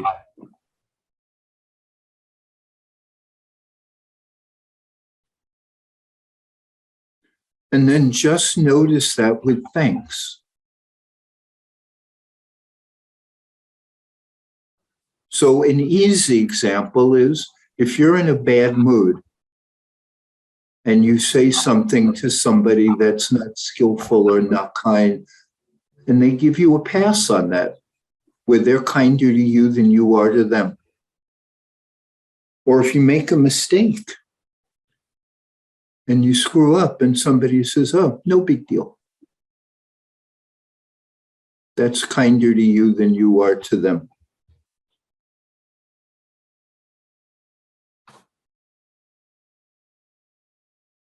And you just want to notice one. And just again, say thank you.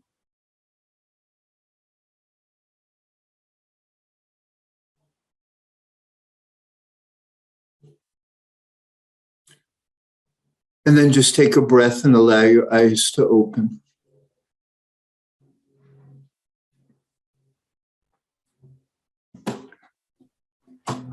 So my point in all this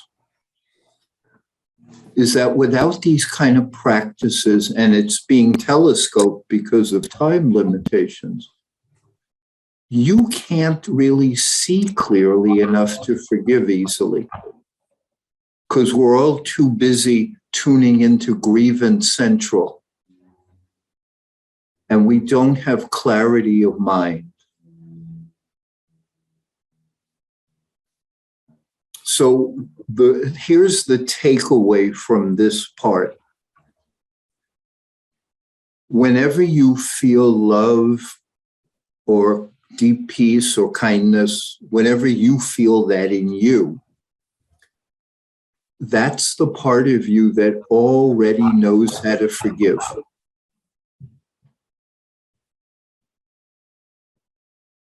What you're going back to is a place in you. It has nothing to do with the past, and it has nothing to do with who has hurt you.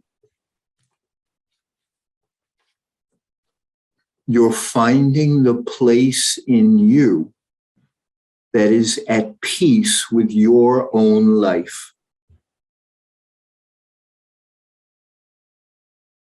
That's what we're looking for. So when you're at peace, you recognize that things come and go. Parts of your life were painful, parts weren't. Some met your expectations, some exceeded your expectations, and some just flat out sucked. But you don't have to be disturbed by it.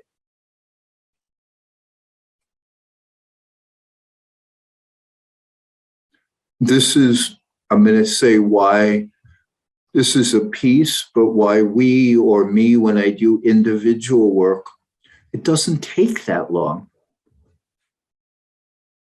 It's not like it doesn't take years or months to remind people that inside of them is a place of peace that can be addressed psychophysiologically. And then from that place of peace, we can talk to ourselves of what it looks like to have made that wisdom decision to, not fight City Hall and make peace where we can. Like, this is our ongoing practice. There are 3 other qualities that we teach to get people to forgive.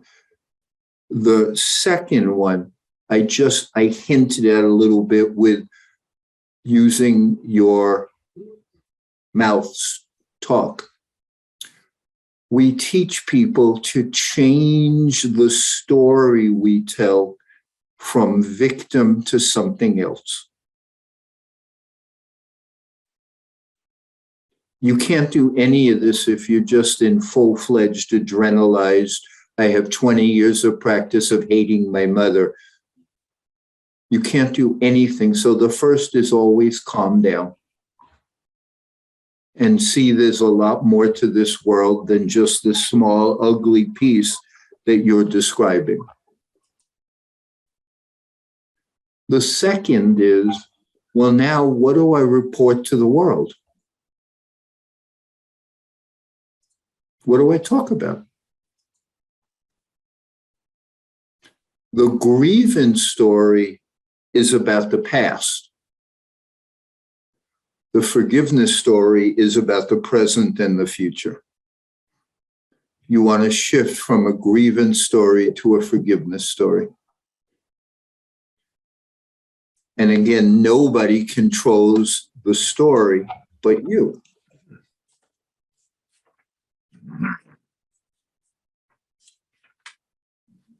So let me give you a simple practice.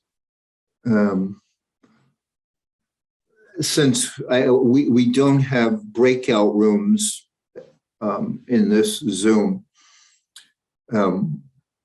which I would have used, I'd like you all to either take out a piece of paper or use some technology. And think of a grievance. Think of, again, it doesn't matter, anything that harmed you or you didn't like or didn't meet your lofty standards for behavior or whatever. And write down, let's say 3 things about that past that were not okay by you. Again, the content doesn't matter, the process matters.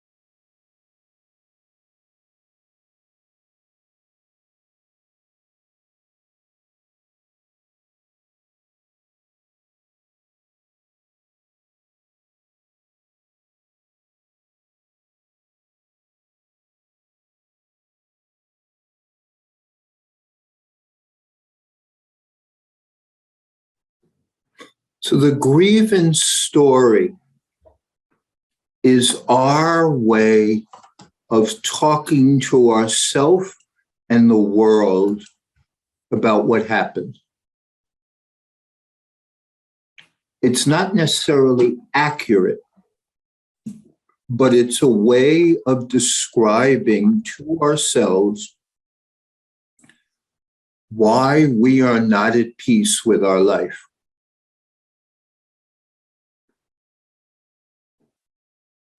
And it serves a function. It usually serves the function of making us not responsible.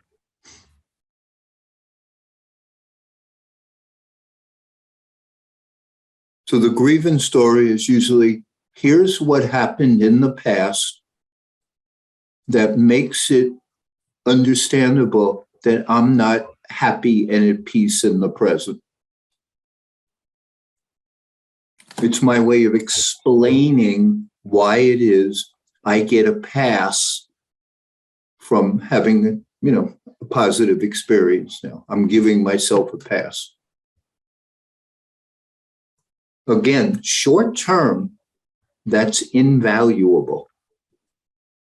So if you do have a terrible ex and they're terrible in the first year after a breakup, it makes sense to have a story like that. And in fact, it's very healthy and adaptive. The problem is when that story doesn't move on. That's the problem with all this. So you can say, I married a bum. They were terrible with the kids. They were terrible with me. I don't know what the hell was wrong with me, blah, blah, blah. That's a wonderful story for a year. But then there comes a period of time when the person is not your problem, but your story. Your story becomes your prison. Because the story is about the past, and it's a story about your helplessness. That's all it is. It's a helpless engendering story so that you don't have to feel bad, maybe, about why it is you haven't recovered. It's their fault. It's my group's fault. It's this fault. It's whatever. That's the reason why I'm not at peace. So it gives you a escape hatch. But it also keeps you stuck in whatever year the story took place. And it disempowers us. That's what's really so painful about it. It just disempowers us.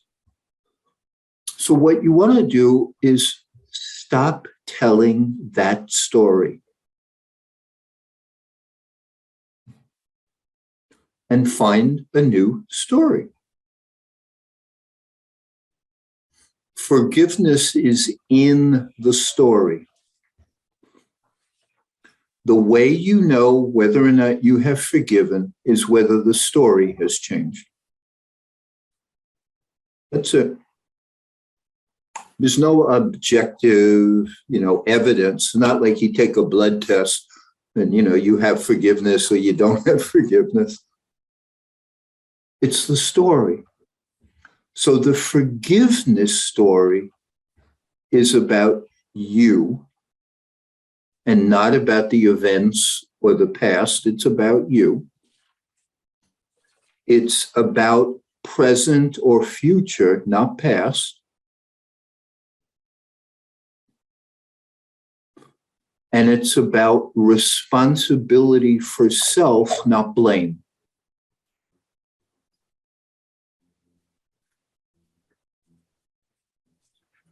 So I could say that, and it's true, I had a long-term, really problematic relationship with my mother-in-law. I mean, it was really difficult and was probably the most difficult part of my marriage. I had a good marriage, but I'm just saying, mom-in-law, biggest challenge.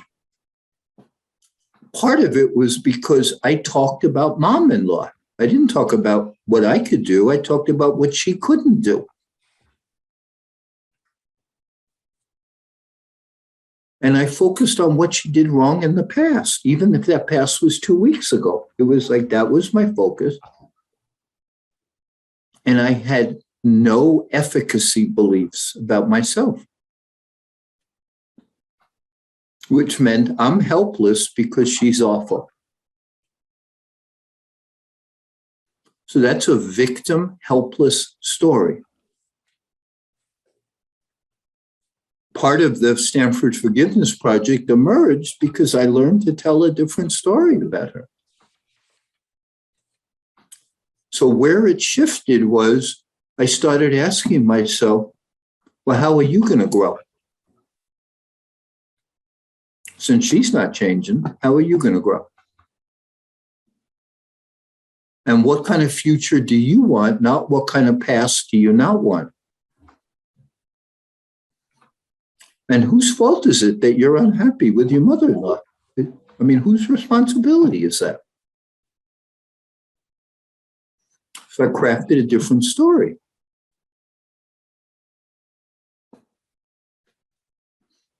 That's the power of forgiveness. Is that you no longer have to be trapped by a story that doesn't work for you. And that's actually all you're doing when you forgive, is you're allowing yourself to stop a vice-like grip on a bad story. You relax your body enough to open so a new story can come in. And that story can be hopeful for the future and grateful. It emerges out of gratitude for the present instead of trapping you in complaining about the past.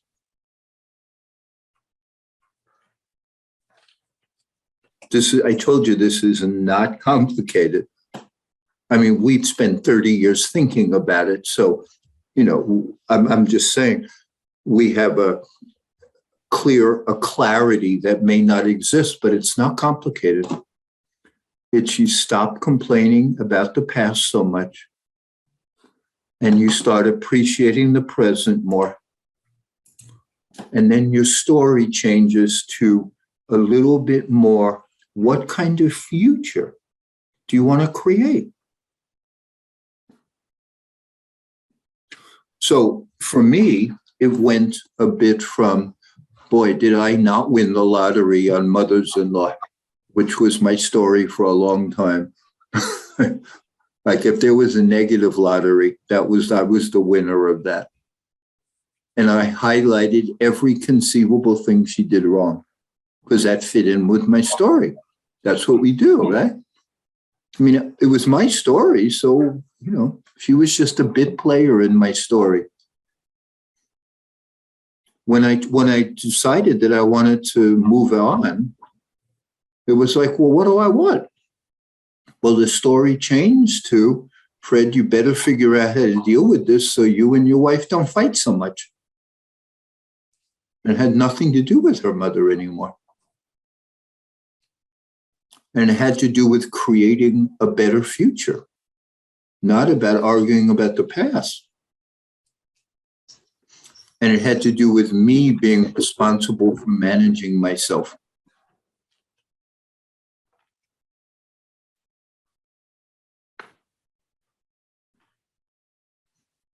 So what I'd like you to do is whatever that thing you wrote those three little things about, what would a possible story be? And again, I'm giving you like the Reader's Digest quickie view, but I think you're getting a theme of what this process is from grievance to freedom. It's your freedom. The world doesn't have to change. But if you're not trapped by a dead-end story, then you have some freedom. So what I'd like you to do is whatever you wrote those three little things about, just stop for a minute and ask yourself, what would a more forward-looking, hopeful story sound like? In your mind, what would I be saying? Remember, it's hope, it's forward looking. And it's about you. It's not about them or it or the group. It's about you. So I'd like to be able to, be in a room with my kids and my ex and just be okay. That could be a goal. But how do you get there? Well, I can't yell at him every 5 minutes if that's what I want. I can't.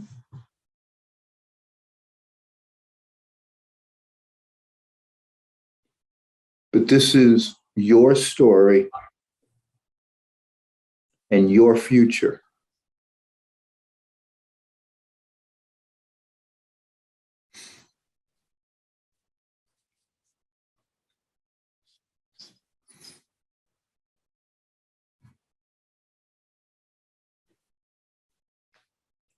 Okay, one more guided imagery.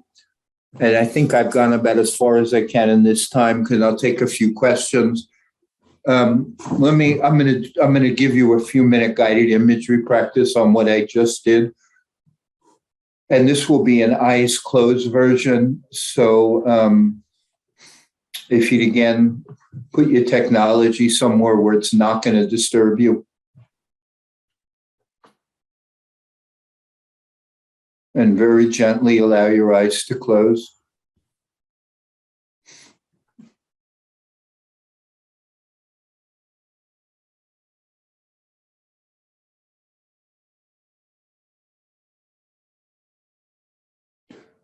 And relax your shoulders, relax your back, just get comfortable.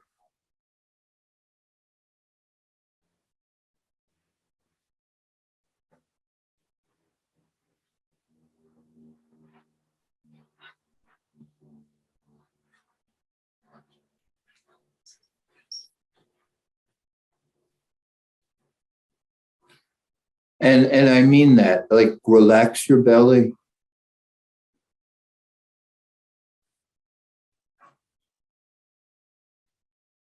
Quiet down.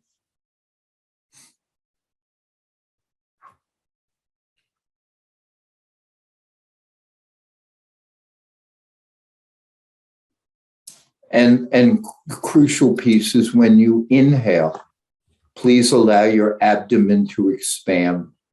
That's how your brain knows you're safe.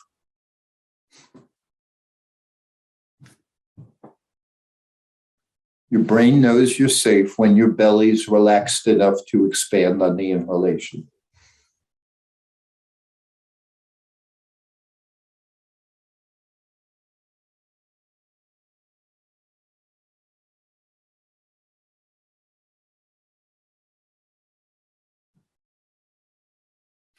So you want to inhale, allow your abdomen to expand.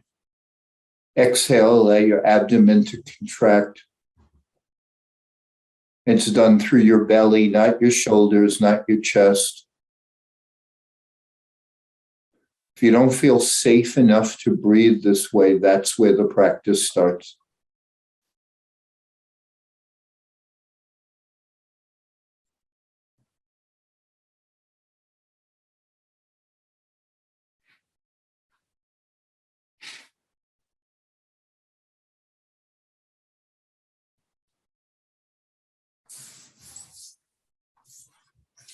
And then bring an image to your mind of someone you really love. Please bring an image to your mind of someone you really love.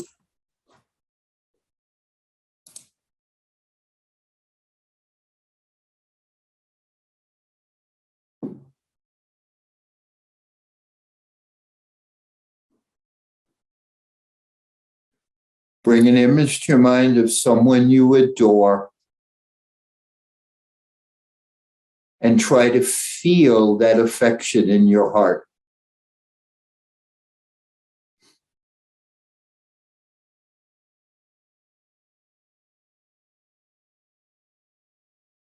You literally want to feel it in the area around your heart as best you can, that you're at peace and you're safe because you can love.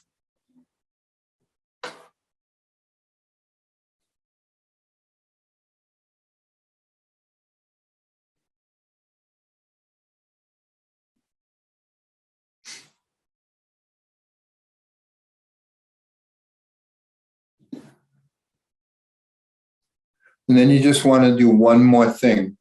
From this kind of peaceful place, just picture yourself like whatever that last situation is that we wrote about, that you wrote about for a moment. Just from this centered place, picture yourself being at peace around that situation. Because all you want to do is take the peace now, project it out in the future a little bit, and just see yourself with equanimity, with acceptance towards your own life. You can image it before you can do it.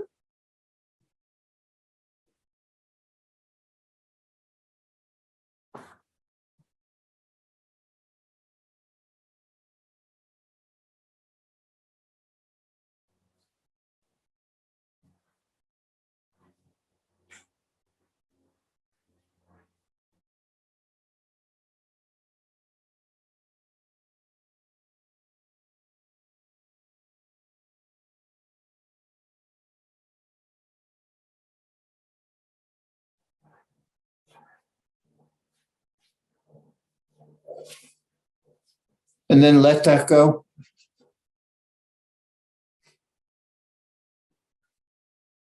Let the image go, let the feeling go. Just relax.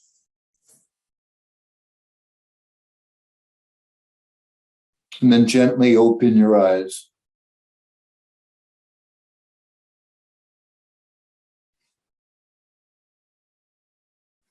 And this will be the last thing that I talk about, which is you can either rehearse success or failure.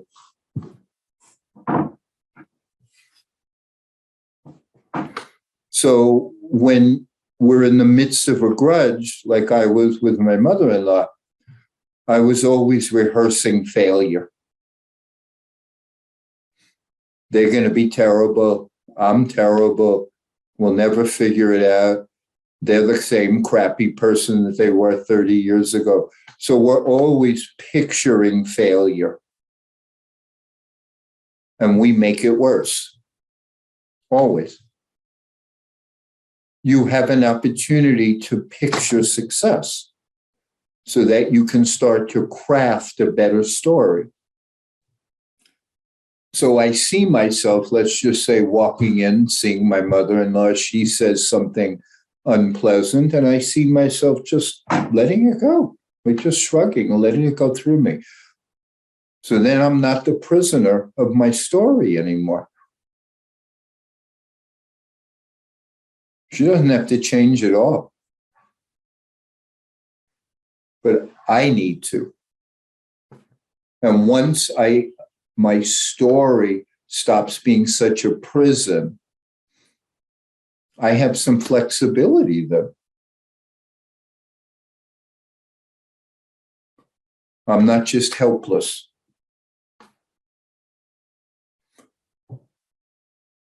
So a lot of forgiveness is our internal coming to peace with our life. We don't need to blame people or the past if we're at peace with our life, or more at peace. We also, after a while, it doesn't serve us to blame people because we're not at peace. That's up to us. There's a big difference between 2 months or 6 months or even a year after horrible things and 5 years. it's helpful short term to be angry and frustrated. It's not helpful long term. I'll finish with, I had one in my life really bad romantic relationship that just was the cesspool. And when it ended, I gave myself 4 months to bitch about her to anybody I could force to listen to me. I can't tell you how annoying I was. But it was my understanding that you have to grieve before you can forgive. And you got to get it out. And you can't stuff it. And your feelings are not wrong. So I bitched and complained for 4 months. And then I realized I didn't need it anymore. It wasn't helping me. For about 2 months, it was a lifeline. Really. Like, oh, another person I can bitch to. This is fabulous. It was the highlight of my life. And then you start realizing that it's not going anywhere. So since I had studied this a bit, I recognized I need to stop.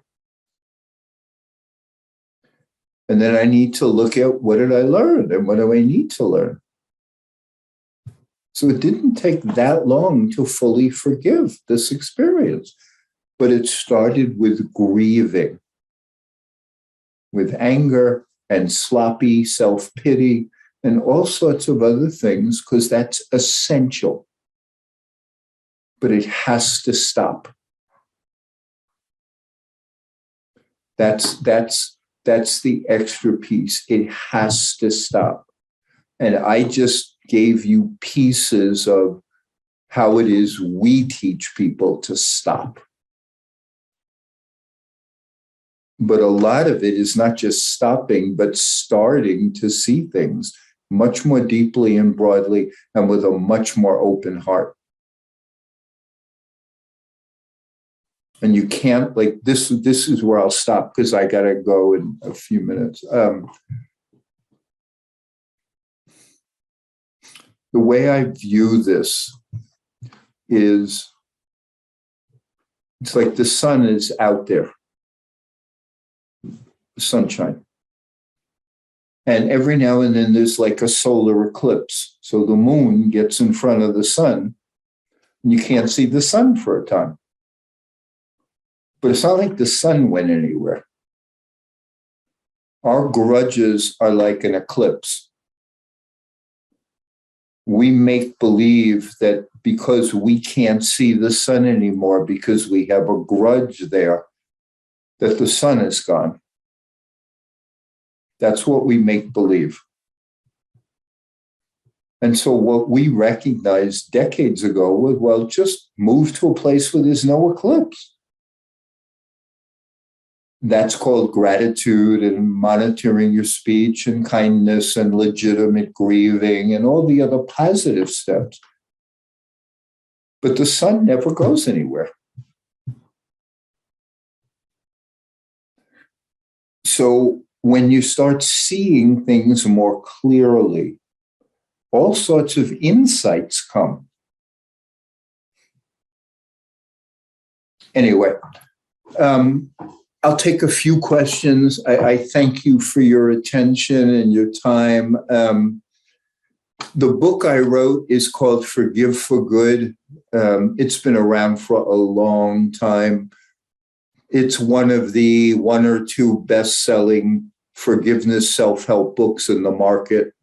I mean, it's not like 50 Shades of Grey, but it sold a couple 100,000 copies, It's been helpful to a lot of people. And if any of you want like short-term coaching from me on forgiveness, you're welcome to contact me. I do short-term. I have a short-term practice. I don't take long-term clients. I take people, if you know anybody who want like handful, half a dozen max, 2 sessions often on how do you let it go? Like that's my interest. So if you or anybody wants that kind of modest time, I'm available. The coronavirus has forced me to be more available because I'm not traveling so much. I'll put my email on the chat screen. But again, if there's a question that you think is relevant, a couple of you are welcome to ask. So does empathy to, say, the person that you are having a hard time forgive have any part in this, or is the focus really on ourselves? Empathy is hard for people who have hurt you.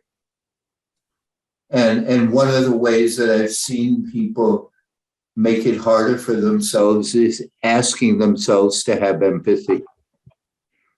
So it's a common kind of therapeutic thing to say, well, you know, your dad's a shit because he was treated like a shit. That's fine. I'm going to tell you that you'll get further by having deep and serious empathy for yourself, not for them. I love that. That's great. And you know what? You have absolutely transformed and Herb is a testament to this. The one person, the ex that I could not forgive. And our relationship, you know, we have continuing stuff going. And this, everything you've said helps me so much. Just let it go. And I appreciate what you said here today about. Well, and let me just say one more thing. It is really hard to have empathy for yourself as a vulnerable, suffering human being. Empathy does not include hate or revenge or bitterness. It is a openness to your own vulnerability. And if you can hold that for a while, that will help transform you. Like, don't worry about them, but open to the fact that, boy, this is a very difficult life experience for me. I hope you hear that. Yeah. And it's a softness and a kindness to your suffering. Don't let them worry about their suffering up front, because it is really hard to do when they have harmed you. Wow. Thank you. I had years ago when I was a teenager, my brother beat me up, hit me in my eye. I still have vision problems. He was very violent, cursing. I have that grievance. I still carry it with me now. I don't know how to change that story into something positive. I don't know how to do it because I try to, you know, be kind with him and everything, but it still is there. It still is there. The pain, the hurt, and I really want to get past it because it really has held me back for so many years. I know it's a block. I know it's a block. I can't get past it. Right.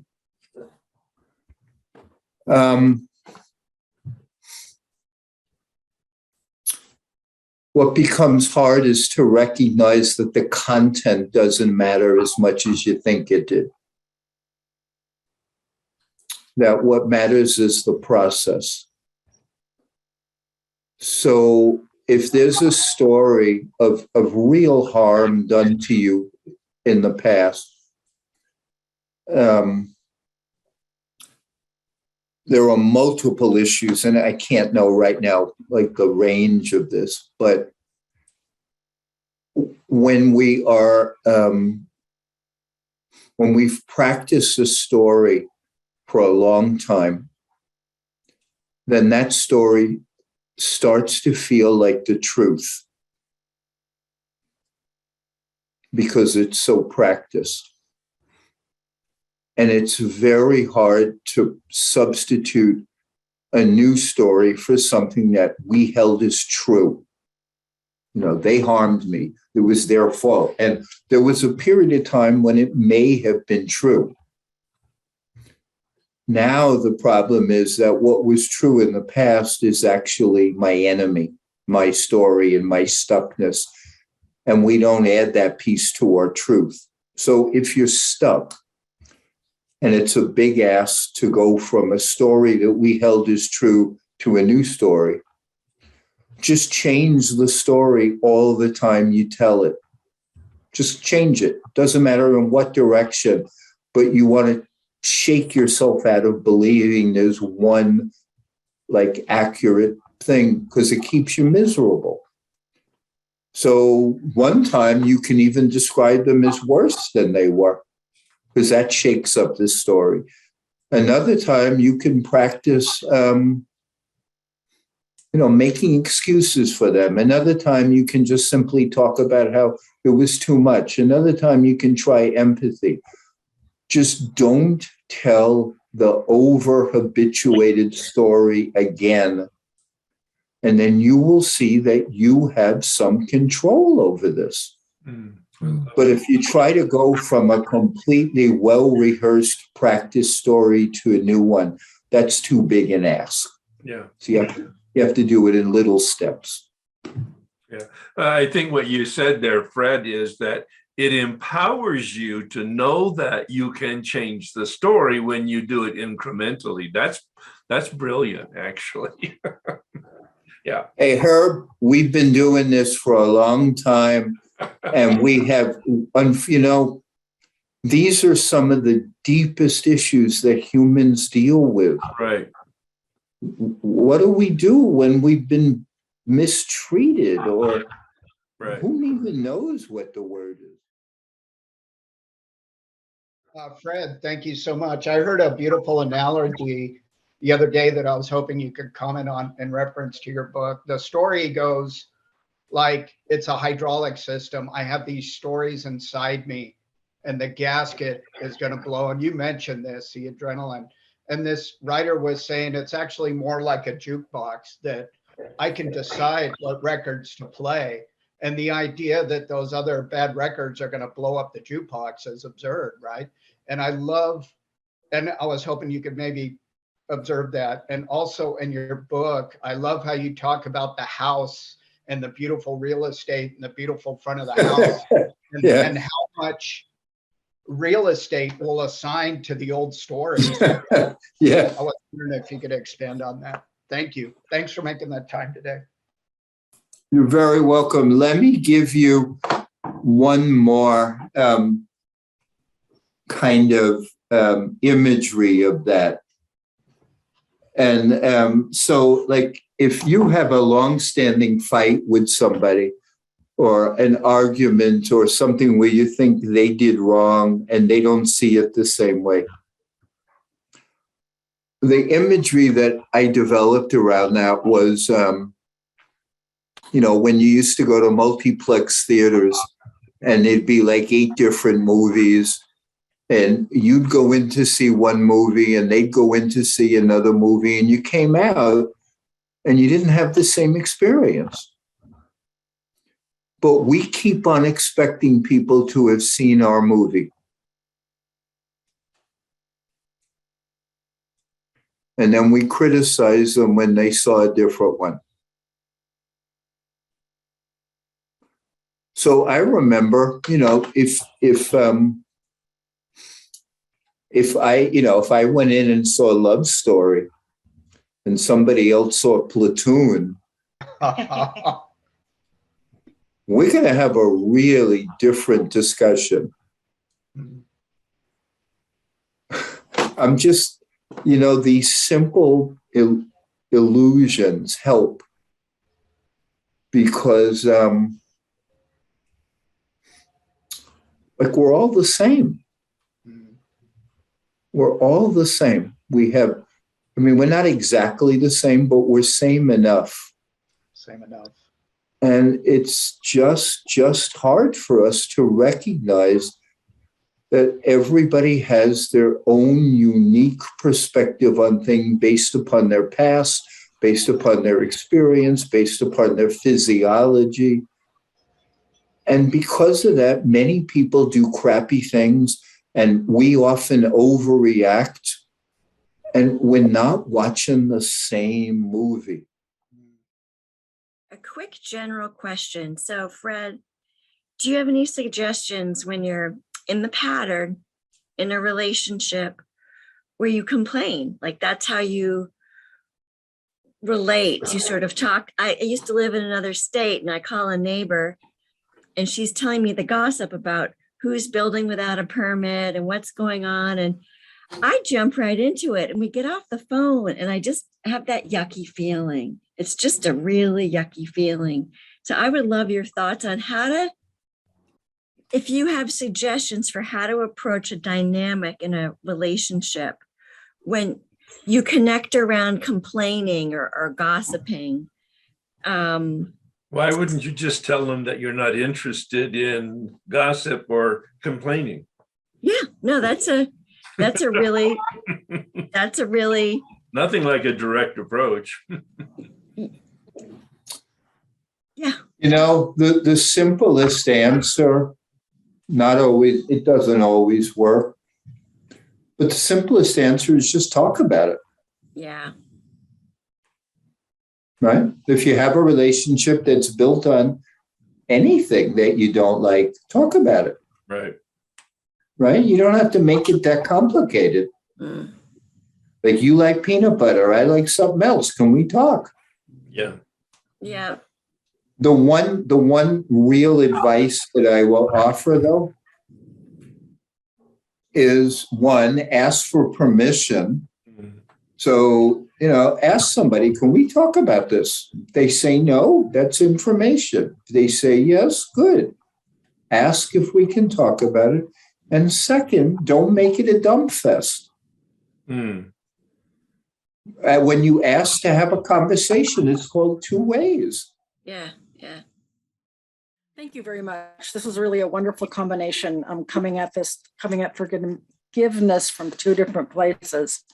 So I came into the workshop today with my list of horrible people, all their sins. And I find partway through here that I'm rising to the top, that the way that I have talked to the story that I have about my not being able to recover in everything that I've tried in all the years that I've been in program, blah, blah, blah, blah, blah, feels like my place where I need the biggest forgiveness. Mm-hmm. Yeah, I'm sure that's true for many, many people. Yes.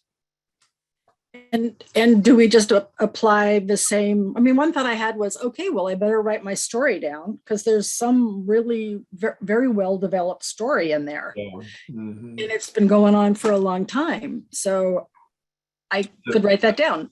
The thing that blew up my story was doing an inventory out of the big book with the guidance of a man who was able to interpret and expand the directions out of the big book in the resentment inventory.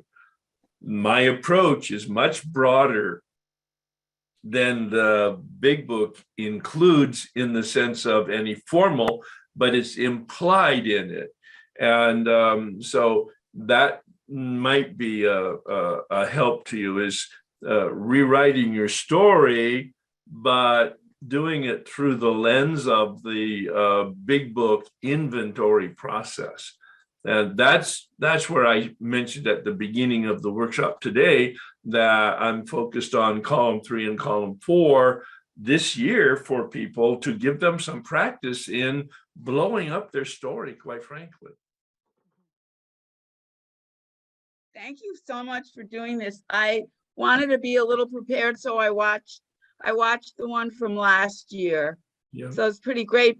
And this one just seems like profoundly more revealing. Yeah.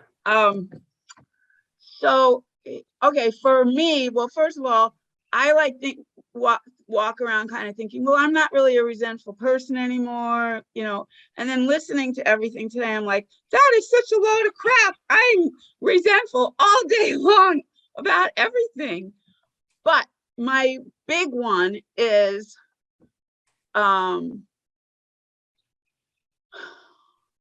my like, I don't tell these stories anymore, thank you, God.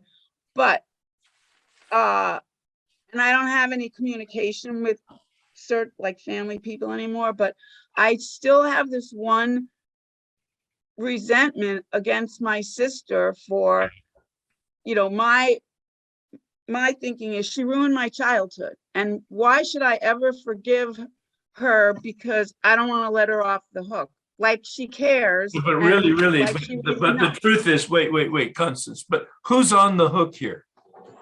Me. So guess. you're not letting her off the hook. She's not thinking about you, No, she's not. but you are constantly. Yeah. And Fred said, reframe your story. Yeah. Reframe your story, because it's not about then, it's about now. Yeah. That might have been a couple of years ago that she did something to you to perhaps in truly objective sense have impacted your personality and or your future. It may be true, but Well, it's like not over like- 50, well, like over 50 years ago. well, I you was know, being hello. kind. I was being kind. You don't have to be. but now who's limiting your life right now? Yeah. Not her. Your memory, your reaction, your attitude. Time to change the dial. Now, easier said than done. Yeah. The work that I've indicated in the column 3, column 4 is strenuous and embarrassing work, but on the other side of it is freedom. Well, underneath, I think, I feel there's so much sadness and I just don't want to go there. Well, now that's another dimension, and Fred mentioned it as part of the process, grieving it. Mm-hmm. Yes, it's and that's your work. Yeah. Grieving it and the sadness about it. Yes. Yeah. Well, the thing is, I've done this work quite a number of times, but I guess it's just not done yet, I suppose. Well, but the work that you've done has been wonderful and has brought you to a place here today where you're talking about, all right, I'm done now. I'm tired of this. I want it to change for real. Yeah, no, it's Okay. don't dismiss the work that you've done, but respond to the invitation to do the work in front of you. That's what this is. Yeah. Your whole sort of awareness now and your participation and the question that you're raising within yourself, that's your invitation to the final phase of freedom. If you don't have his book, get his book and read it. No, I have it, and because of you, I bought it last year, and I've read most of it, but of course what I skipped were a lot of the exercises. Well, well, sure. No, if only I understand it, then I'll get free of it, right? Wrong. Yeah. It's kind of like when I understand the 4th column. Oh, that's great. I understand it. No, Herb, do it. And then be embarrassed, take responsibility, and begin changing your attitude and your actions. That's real AA, if you will. Yeah. Attitude and action. Yeah. Thanks. Wonderful That's great. conversation, Con. Thank you. Thank you Thank you. very much. Wait, and also I have to say it again. I love this. Herb, is there any room for God today? Yeah, right. I Right. love that. Yeah. I have it on my desk. Well, and as you have heard right from the beginning, I'm really downplaying the spiritual side to honor my relationship today with Fred Luskin, but it was wonderful how he honored the spiritual side today. Yeah. I was impressed with that. That was really nice. That was great. Yes, I'm reading Dr. Luskin's book at the moment, and I noticed that he does have further on, I think more towards the end, a section on self-forgiveness. Yeah. And I don't know if he really addressed that today. I didn't remember him talking about that, but I have read that self-forgiveness can then help us to forgive others. Like if we're sort of I agree. Yeah. Well, my experience with that is Now, in the other side of the forgiveness process, which I consider steps 8 and 9, once I completed the 8th and 9th step, I found myself forgiving myself. Not that I knew that I needed to, but that I had the experience that I had released myself from my negative history by bringing release to other people. It was that paradox that when I forgive them, I am released, which I had no idea would happen. But afterwards, I had the experience that it had been a gift to me. Mm. Does that make sense to you? I think you're talking about, how you change and your perspective changed. And probably also, I imagine, as you started doing esteemable things, you felt good, about that. But I think there's a different piece for some people, like if they have a sense of shame or a lot of perfectionism, or kind of weren't brought up that it was okay to make mistakes. Right. There's that piece of it too. A whole bunch of it. And let me tell you, you're speaking to 50% of the participation in the group, quite frankly, the perfectionists, and that it's not okay to make a mistake because your mistake names you. That's a totally relevant issue. What my experience was that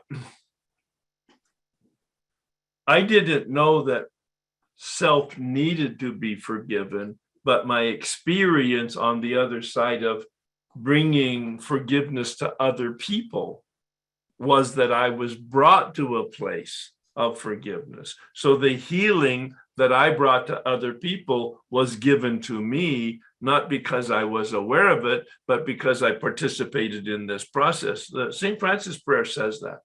To the extent that we forgive them, we are forgiven.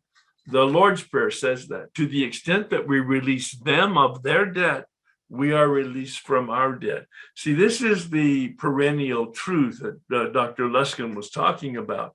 Underneath it all, there are these principles. They're just human principles, and they're really simple. Now, they've been codified by different traditions because people have the experience, but underneath, the dynamic is the same. That's why Dr. Luskin, who is a scientist, he doesn't have any type of formal approach to spirituality.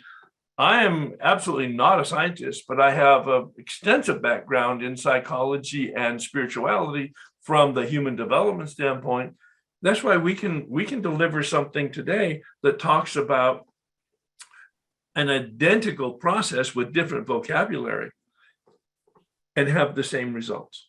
That freedom that comes from being released. Is that? I hope I'm addressing what your. Yes, thank you. That's terrific, and I really do appreciate this opportunity that you created today. Thank you very much. I think one more thing I would add is that I was talking to somebody just about like feeling my feelings, feeling my pain, and she was sort of talking me through it. And she said, now feel what you're feeling, and then send love to that feeling, surround that feeling with love. Mm-hmm. And after that, I could forgive more. I wasn't as angry after I did that. Yeah. I'm reading. Yes. And I think this is going to be supplemental to what you're saying. I'm currently 2/3 of the way through another book that Dr. Luskin wrote, and that's called Forgive for Love. It's about forgiveness in a relationship. And it just takes it from a different perspective, and it reinforces the whole healing process within yourself when you have this attitude. And he talked a lot about having the right attitude, reframing the story. I struggled a long time with my relationship with my mother because my mom was a narcissist and she was unable to show love and affection. And so as a child, I felt unloved, and I struggled with that most of my childhood and into my 20s.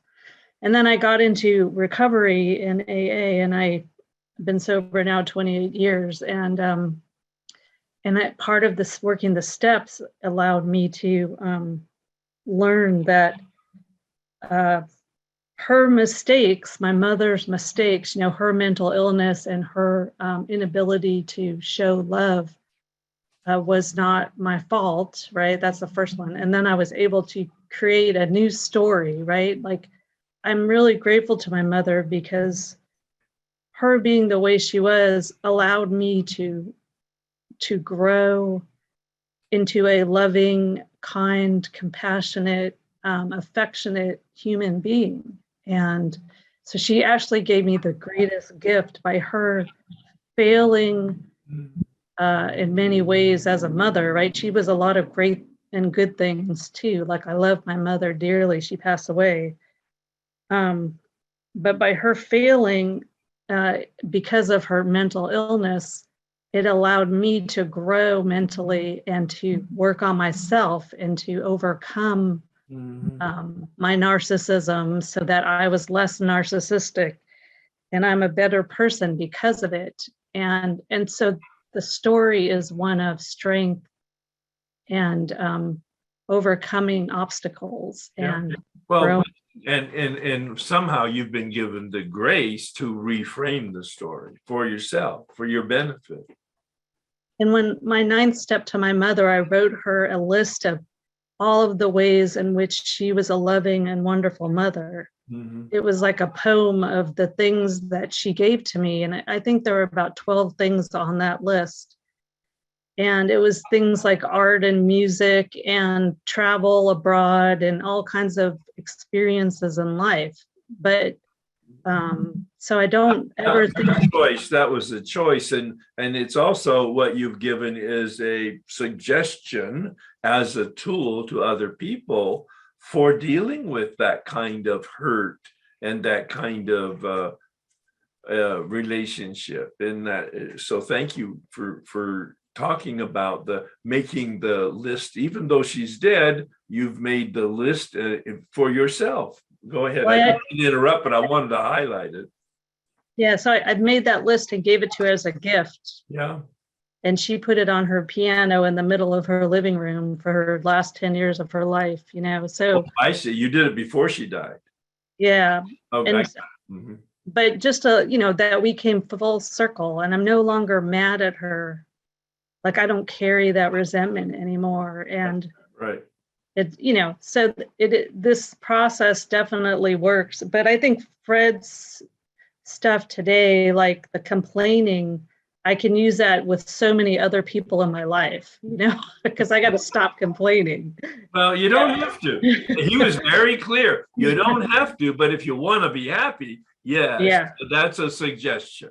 I think I could improve about 20 relationships in my life if I stop complaining. So I just wanted to share that. Nancy, 21, because that 21st is the relationship with yourself. Yeah. Yeah. So that was a huge point that he made, and now you're making. So thank you for that. Thanks so much again. I just wanted to share that. Thanks. So this is Fred's summary of his approach from a secular scientific standpoint. He says, first, we have to name it, the hurt that we experience. Next, we have to understand it, the hope, the expectation that we had. Then identify the rules, the unenforceable rules. I call them the beliefs through which we look, so that we can actually see what reality is, that our beliefs are delusional. And therefore, I get to change my attitude about reality, about this event, about these people, about myself even.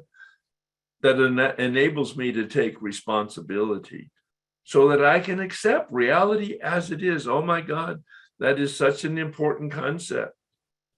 Reality is what is.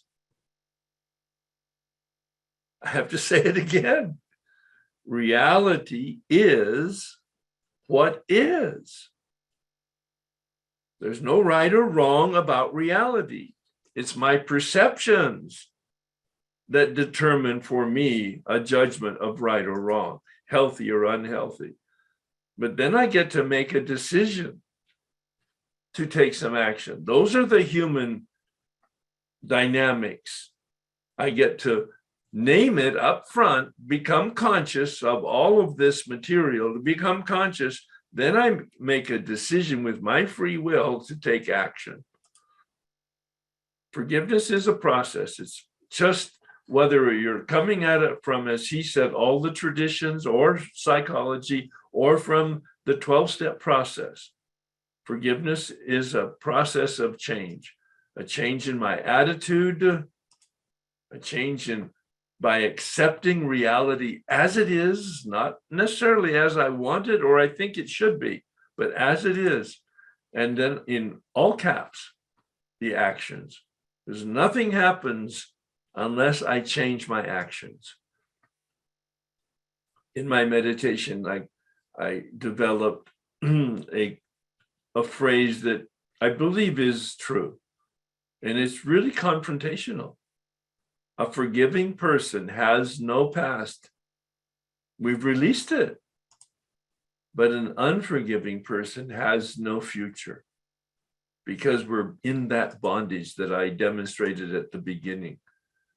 The way of life that we've been given in a 12-step program, and the way of life that's given in any type of positive psychological and or religious environment, is to do inventory on a regular basis to stay clean. We want to live in the light, so we need to have the clouds removed. We want to fill that channel so that we want to be conscious and pay attention and notice. And the secret to happiness, and it's really a secret, because it's not logical. It was, at first it was opened up to me by Dennis Prager, who had done a recording on happiness. And he said, anybody who, he got my attention, anybody who wants to be happy, that's their goal, will never be happy, because happiness is not a product, it's a byproduct. It's a byproduct of my meaning broader than myself and my contribution to the people around me. Maybe I'm prejudiced in my selection, but that seems to be steps 11 and 12. A meaning broader than myself, a relationship with life, and a contribution to the people around me. That being helpful, as people were talking about in the parking lot, where she was helpful to a person, that person was helpful to her, and then somebody caught it. It was contagious, and there were 3 of them helping.